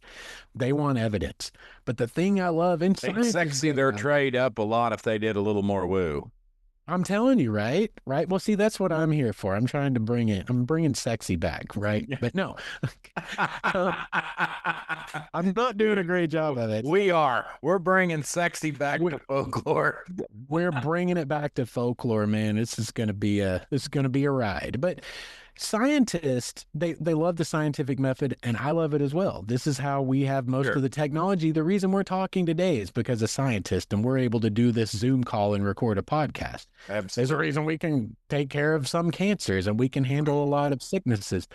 But they oftentimes are very hardcore materialist, and I love the placebo effect because it's the one place where something's happening outside of the realm of the physical that they cannot explain, that we cannot explain, but we have 100% evidence that it works. Therefore, we have to account for it. Can't explain it, but we have to account for it. Therefore, admit something is happening that we would consider supernatural in ancient times. And even today, you could consider it supernatural. You explain it to me, like, one of the examples I'm going to give, because it's about warts specifically, and it comes up so often in Long Lost Friend and Randolph's work. This is from a book that has nothing to do with witchcraft whatsoever, but it's talking about wart cures. And I want to read this to you because this is what are you reading from for the listener?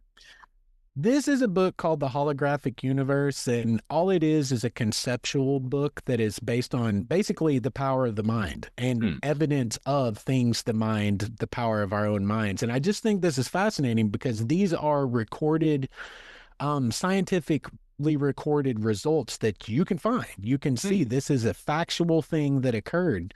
Okay. And this is one of my favorites, and it's all right. Clearly, these range from the not so serious to the life threatening, but placebo effects on even the mildest conditions may involve physiological changes that are near miraculous. Take, for example, the lowly wart. Warts are a small tumorous growth on the skin caused by a virus. They're also extremely easy to cure through the use of the placebo, as is evidenced by the nearly endless folk rituals, ritual itself being a kind of placebo, that are used by various cultures to get rid of them. This is the important part. Lewis Thomas, President Emeritus of Memorial Sloan Kettering Cancer Center in New York, tells me of one of his physicians who regularly rids his patients of warts simply by painting a harmless purple dye on them, telling them that it has a medicine that removes warts, and without fail, the warts fall off within a few days. It's just a purple dye. He tells them, I am putting a medicine on you, a medication that will cure you of your wart. There's nothing in it. It's food coloring and water. And then the wart falls off. It sounds really no different than the wart witch taking and rubbing it and saying, you're just going to forget about this. This is over. It's going from you. You're not going to pay attention to more. And the person looks down a week later and says, well, shit, it's gone. And 100%. the wart witch must have done it. You know, it brings up an interesting side point that I want to talk about. And there's a power doctor tradition in Louisiana, and I don't know that it has really any cultural linkage to the Ozarks, or if it even uses the long lost friend. I think it does somewhat. But it was put out by Louisiana Public Television, and it's about the traitor, which is treater or healer, and amongst the Cajuns. And there was this one guy, and he was going and he was relieving babies of thrush and doing this and doing that. He was just kind of not who you would expect to get healing from. And a lot of these were African American, and this guy was white. And he said something to the tune of, when they asked him how it worked and how his ritual worked with string and making a ring around the baby's head, and then in the name of the Father, Son, and the Holy Ghost. There's various cultures that have a version of that. It was, he said, do you understand that sometimes people need care? They need to know someone cares. They need to know that someone will pray for them, or that someone is willing to, just be there. And he said, maybe that's what, he said, I don't know particularly how what I do does, but maybe that's what it is. Yeah. And I've always kind of wanted to draw that parallel back into the Ozarks. And I think we're getting close, man. I really think we've got something here as far as, I think, American magical tradition, at least an explanation for some of it, because man, some of it just doesn't have. So take us on home, Justin. Alrighty. Let's see. We're finishing up here. Okay, let's talk about this. And I do want to point this out real quick. When we're talking about placebos, it works the opposite as well. You can believe yourself to death. And I want to point out this. If anyone out there has ever heard of the Aboriginal bone pointers in Australia, Cardacha is the proper word for it, but we call it bone pointing. And what bone pointing is essentially it's essentially shamanism. And what we have in Ozark Folk Magic, it's shamanism. If you look at it, again, from, say, my perspective as cultural anthropology, let's look at the social aspect. You're looking at shamanism because it's nature-based. It is human-based, it's nature-based. And it's right. When you have powwow, you do have the bringing in of God, because they needed to be able to practice it. Oh, well, we have this way of healing things, but I need to do it in the name of the Father, Son, and the Holy Ghost. So, okay, well, let's throw the Father, Son, and the Holy Ghost in here, and we'll keep ourselves on the up and up with the authorities, right? And backing that up, because you have the Catholic Church in Europe, and then you have the Reformation. Mhm. These people have had to make a religious justification for what they're doing. A lot of times they were just let to go do whatever. Nobody really said much about it. But Right. so they That's they had to come up with a good excuse beforehand. yeah, and there's Interestingly, still I'm sorry, right. one more point. Well, interestingly enough, the powwow doctor I visited with, he had expressed some surprise that he was getting contacted by Germans who were wanting to learn their own folk magic traditions because, think about the last 200 years in Germany. Germany wasn't even a country until the 1870s. It was a geographic expression. But Right. think about that, and how many purges there were. You have the 30 Years War. You have all of these different religious problems in Central Europe. And so if you're doing something, a lot of witches being burned. So if you're doing something and you can't give a religious justification for it, you're probably not going to keep doing it one way or the other. Right. No, 100%. And you make an important point, I think, on that.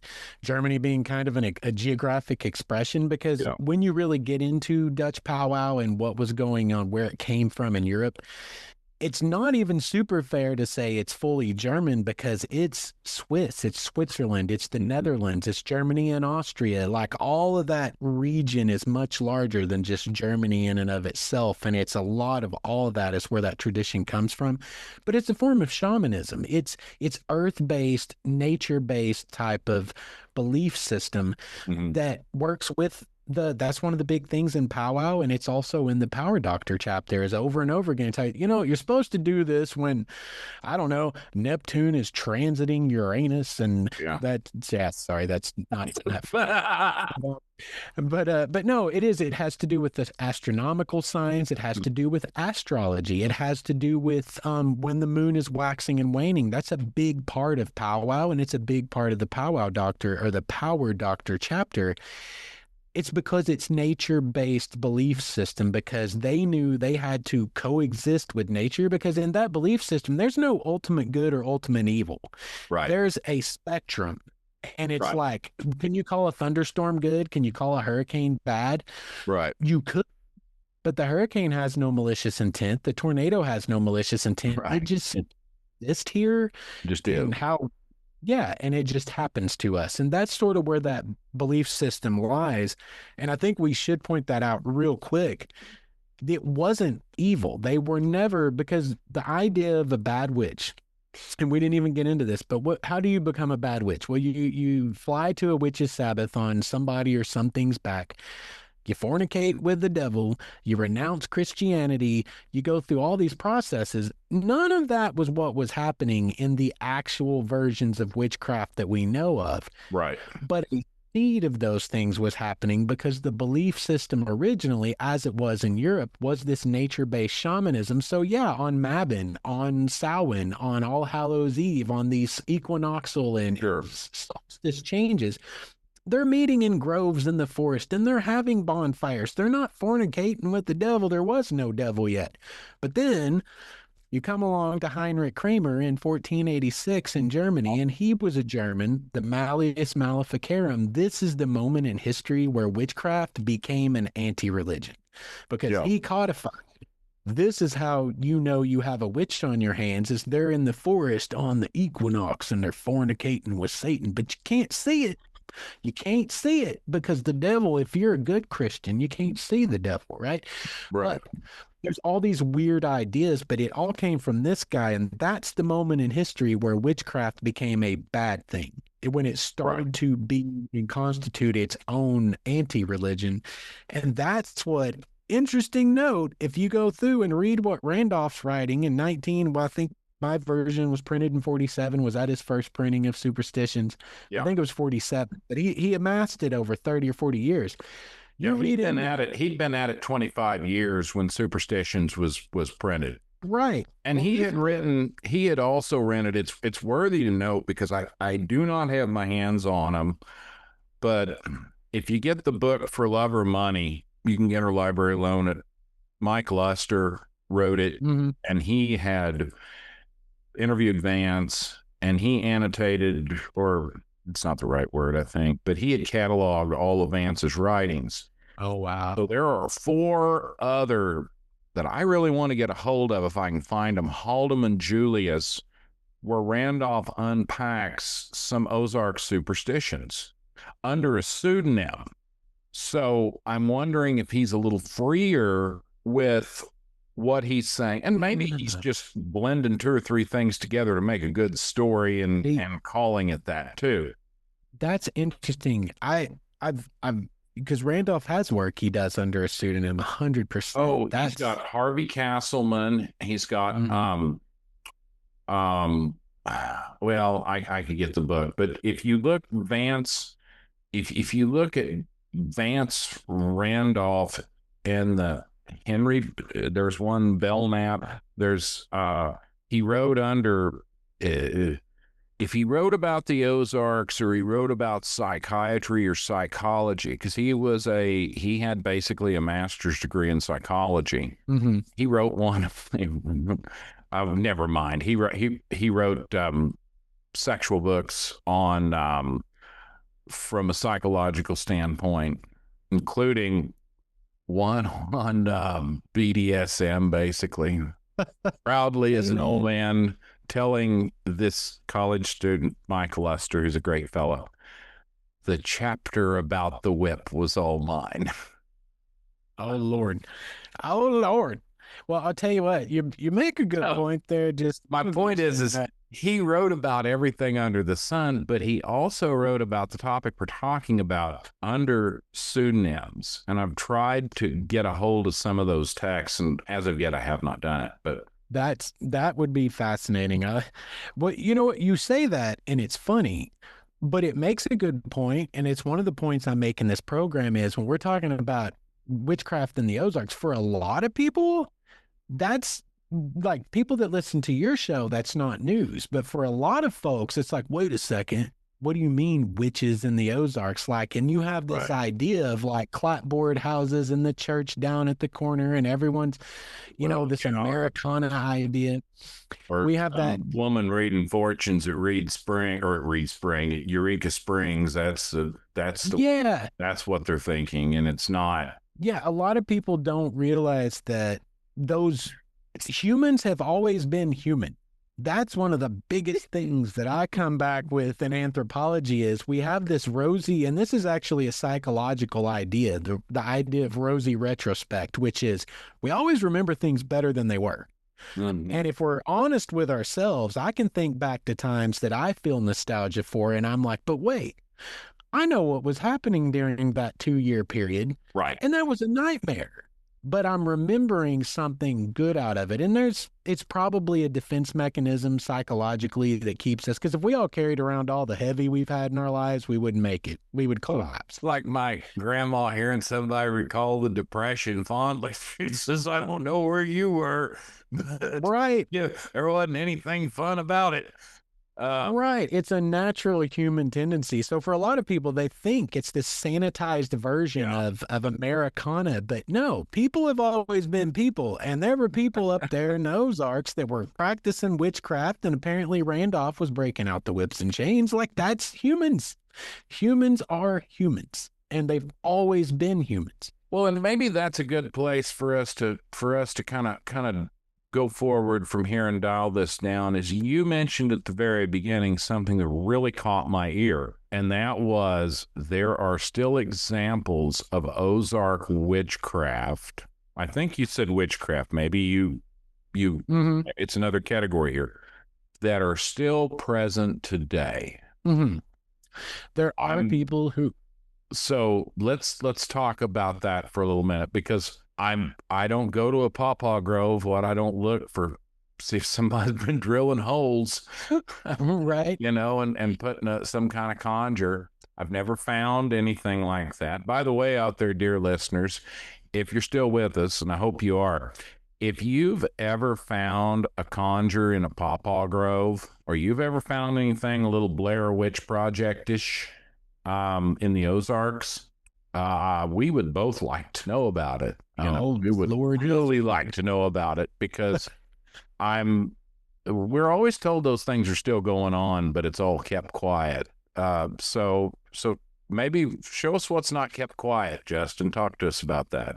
Well, I'll tell you, the two things I would say specifically is, one, you're probably familiar with Brandon Weston. I know he's writing books and he's carrying on the tradition as he knows witchcraft from the Ozarks.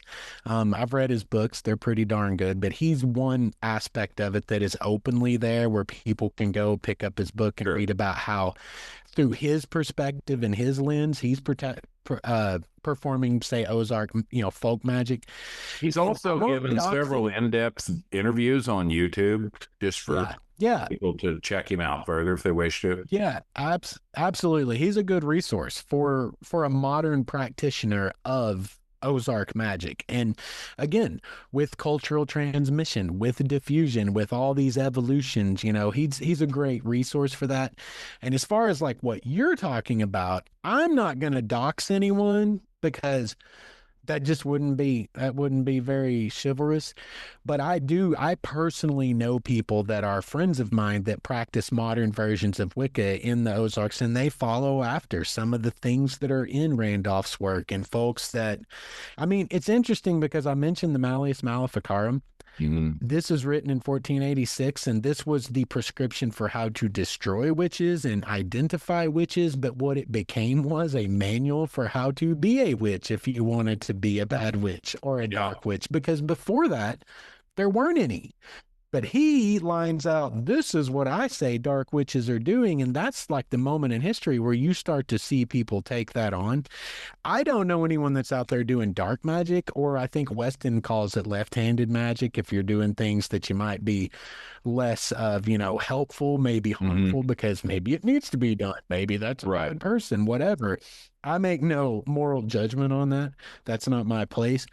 But if you're making somebody's kid sick, I'm going to get not bueno. Yeah, we'll do something. I don't know what yet, but we do something. Yeah, I'm not a big fan of any. I got black chickens to kill. Yeah, right. Definitely keep your house from burning down. All we got to do is bury it under the threshold, right? Straight out of the book. Yeah. But no, I'm definitely not a fan. I'm never going to condone anyone being the judge, jury, and executioner or anything, because that doesn't work well. But I know people who practice, quote, the good versions of, I say good intentioned version of witchcraft, and do the very things that we're talking about. But without outing them, and I don't want you to out anybody. Source is a source. What did you observe that you can directly relate to, or that they've incorporated into a modern magical practice? I think a lot of it has to do with a lot of the things I'm aware of is, again, the equinoxes, the solstices, bonfires are usually involved. There's not a lot of the nobody's sacrificing chickens out there, right? That's definitely more. Now, there may be, the people I know are not sacrificing chickens out there.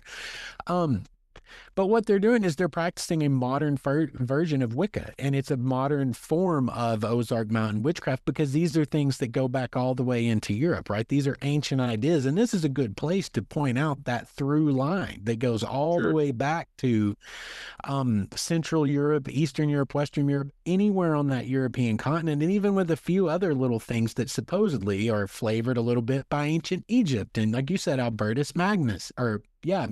Yeah.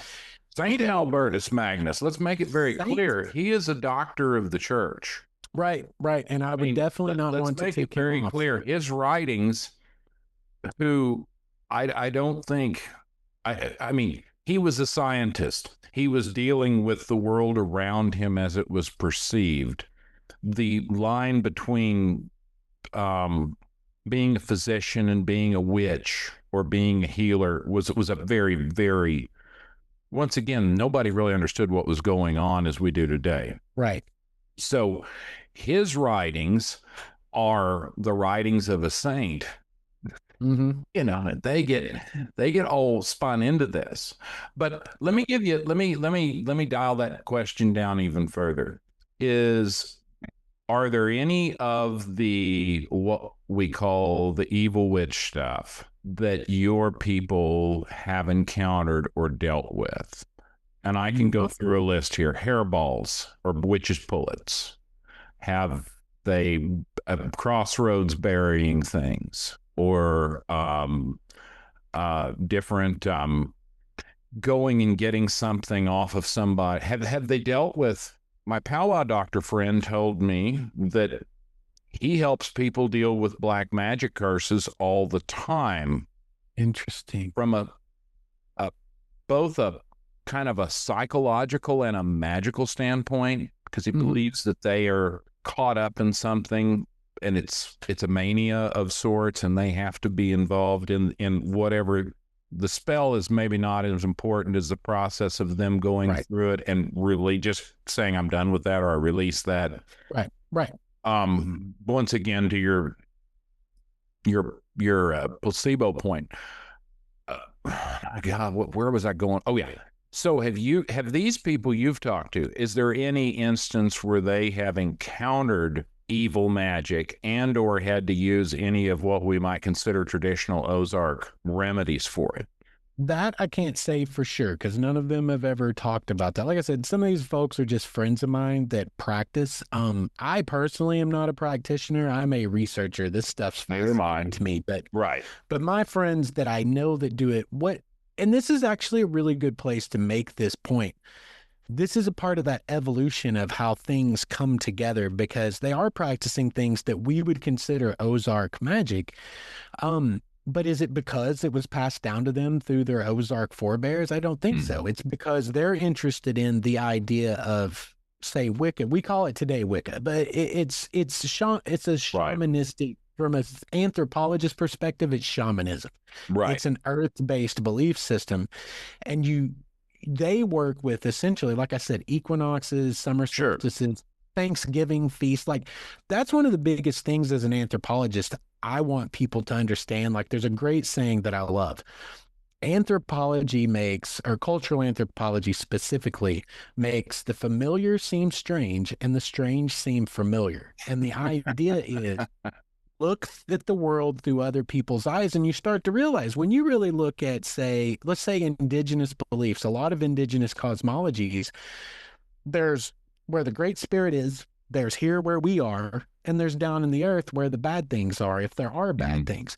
That's Christianity. That's where Sure. God is. This is where we are. That's where the devil is. You go into any belief system, they're essentially the same things by different names. And so that's what the idea of cultural anthropology is. Let's look at the world through these lenses. So when you get to folks who are practicing modern Wicca, it's going to look a lot like anything that is Wicca in general because it all came from Europe. It all came from that general region through the Scots Irish, and they're what we consider like superstitions, even though we think of them as like household superstitions. If you look at them, they are magic because to say bread and butter when you split a post is an incantation to stave off a bad, supernatural effect, bad luck, or a fight between friends.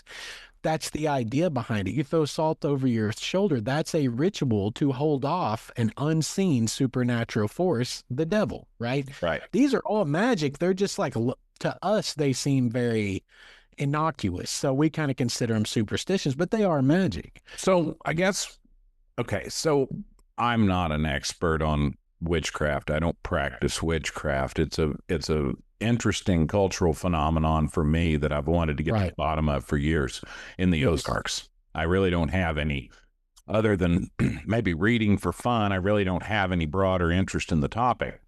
Right.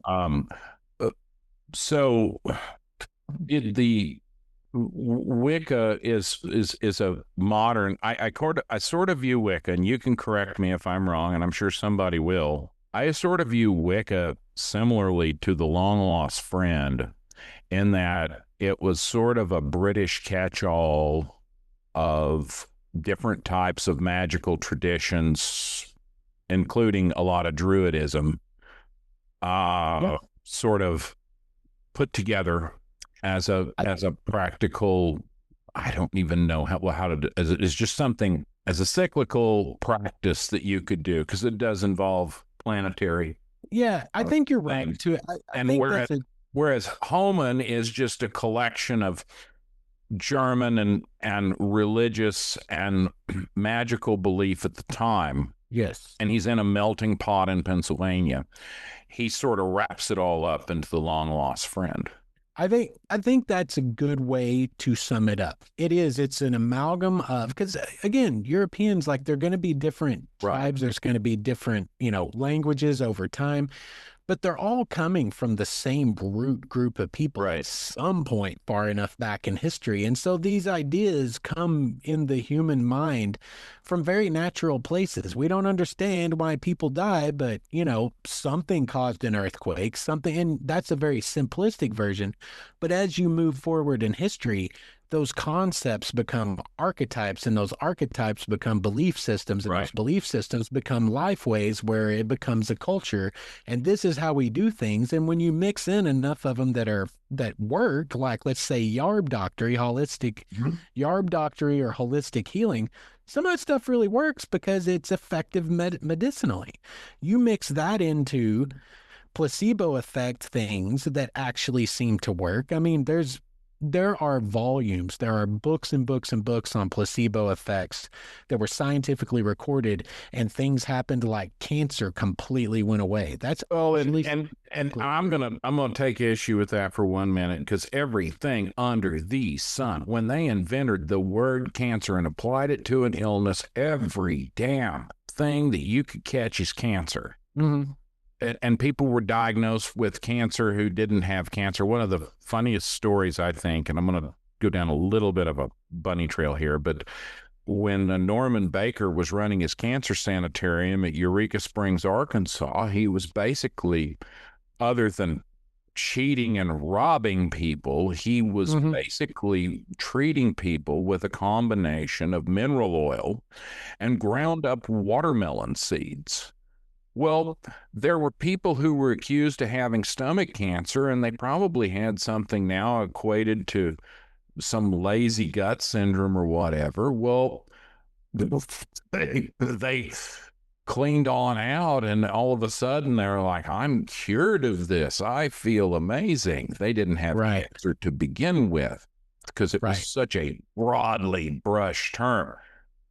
So some of these things, I'm convinced, cured something that wasn't there to begin with. It's kind of like the mad stone and the rabies type situation, which is a Right. whole other thing we can go down, which is hilarious. But I really think just the old concept of spring greens and spring tonic and cleaning somebody out ended up, well, look what I've done. I've cured cancer. Right. No, and you're 100% right, especially when you're talking about Norman Baker days where they didn't even have a really great way to diagnose that. When I say cancer cures, I'm definitely talking about in the modern era where Sure. it's mutating cells. It's actual Right. proper cancer. There are scientific examples of that being cured by somebody believing that this medicine is the new greatest thing.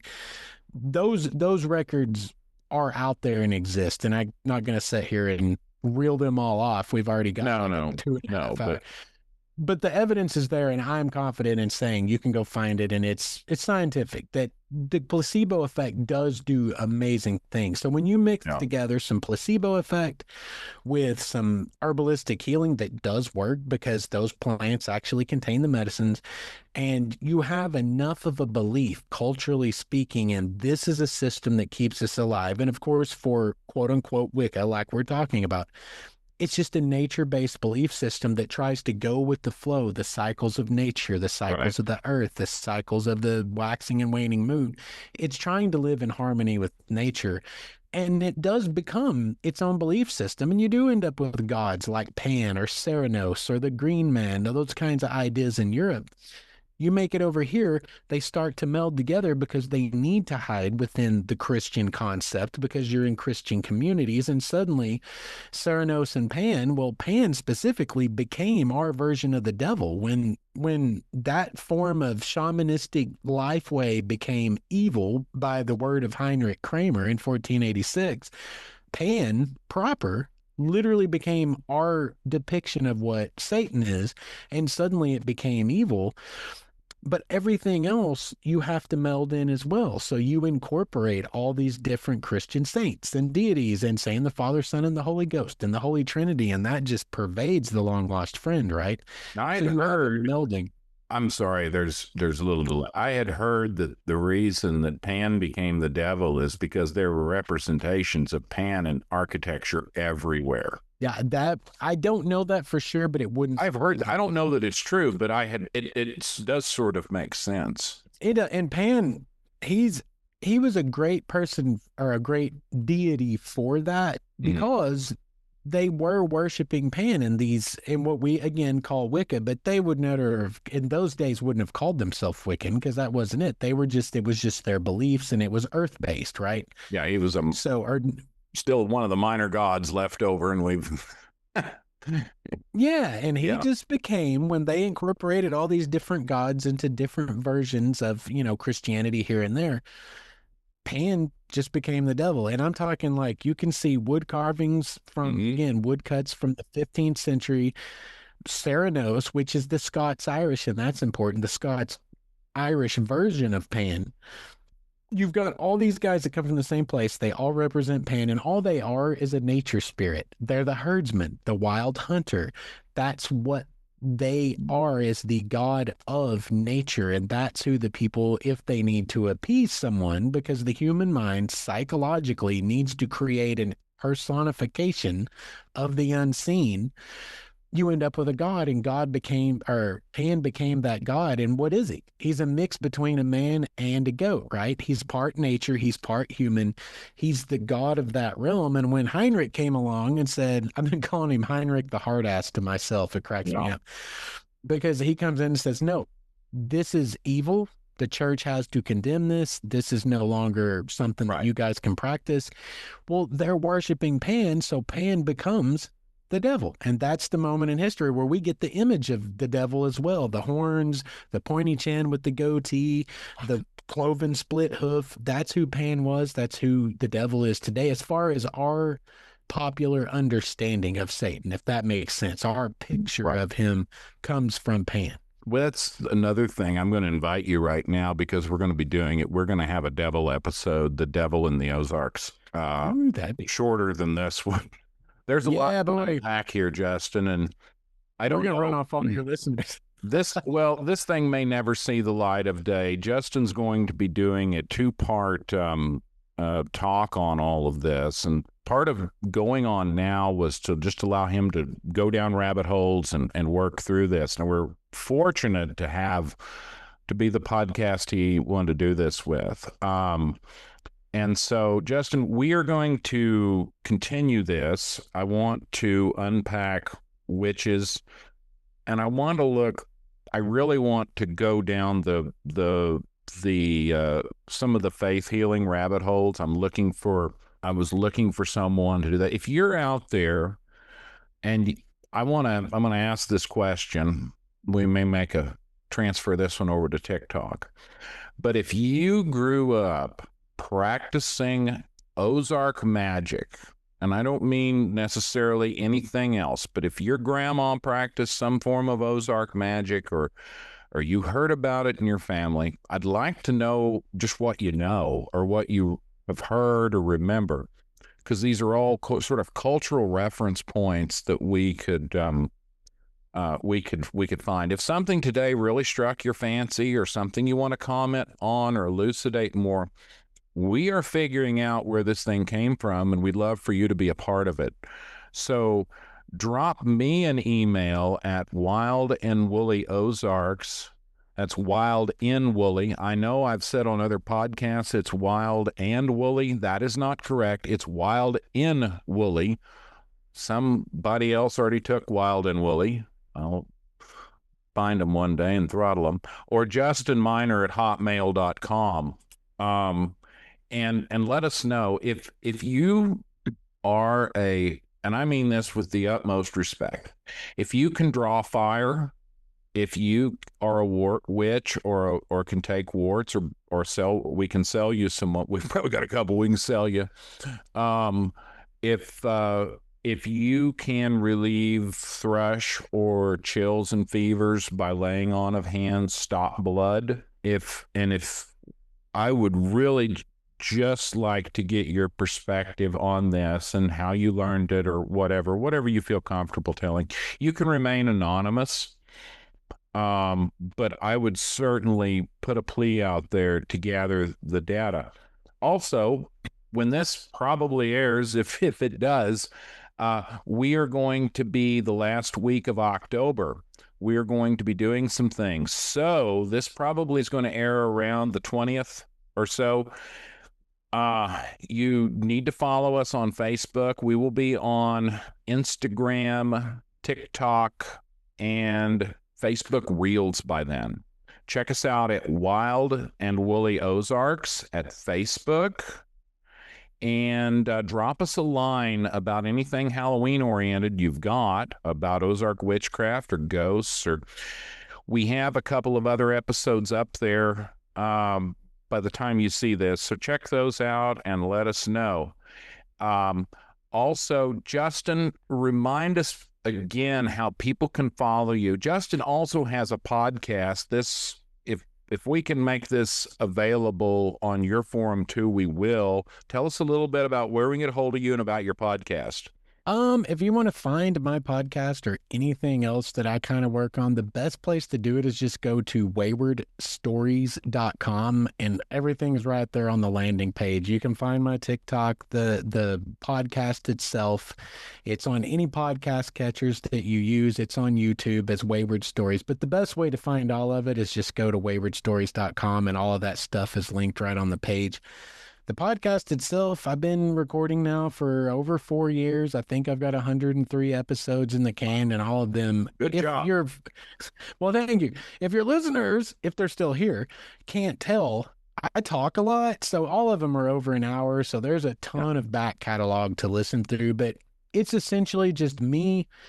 It's sort of the journal of me trying to rebuild myself, reorient my life, and kind of decide which way I'm going, because that's kind of the idea, right? Wayward means you've lost the path. The whole idea is me exploring the world to trying to find my path. And so it's a potpourri of things, from hiking to kayaking to fishing to road trips to, I mean, my God, I'll talk about history. During spooky season, I'll have like legends and folklore of every year. Some of my own personal stories of things I've run into out there. When I stayed, you mentioned Norman Baker. I stayed at the Crescent for NWA Tourism a couple of years ago, and I have a picture that would blow your mind that I swear to you I took, and it's crazy. So it's that kind of stuff. It's just me exploring my world and trying to find my way. Well, and I'm going to put a plug out because you have an extraordinary story, and one that I think a lot of people want to hear. And so I hope you become a regular guest over here and share with us more of the wonderful information you've amassed and more about yourself, because you're truly an interesting guy to visit with. If I had my druthers, I'd pull a cork and just jaw with you all night. But I think we're getting up in the heel of the evening here. So, oh yeah. Folks, I want to thank Justin again for joining us. I want to thank you all for your support and your suggestions and the love you give us out there. Let us know what you think about this episode. Drop us a line or drop us a comment below. Be sure to hit that subscribe button, hit that like button, and click on that little ding-a-ling thing so you don't miss an episode at all. And Justin, thank you again. And boys, always remember, please be good to the tourists. Bye now.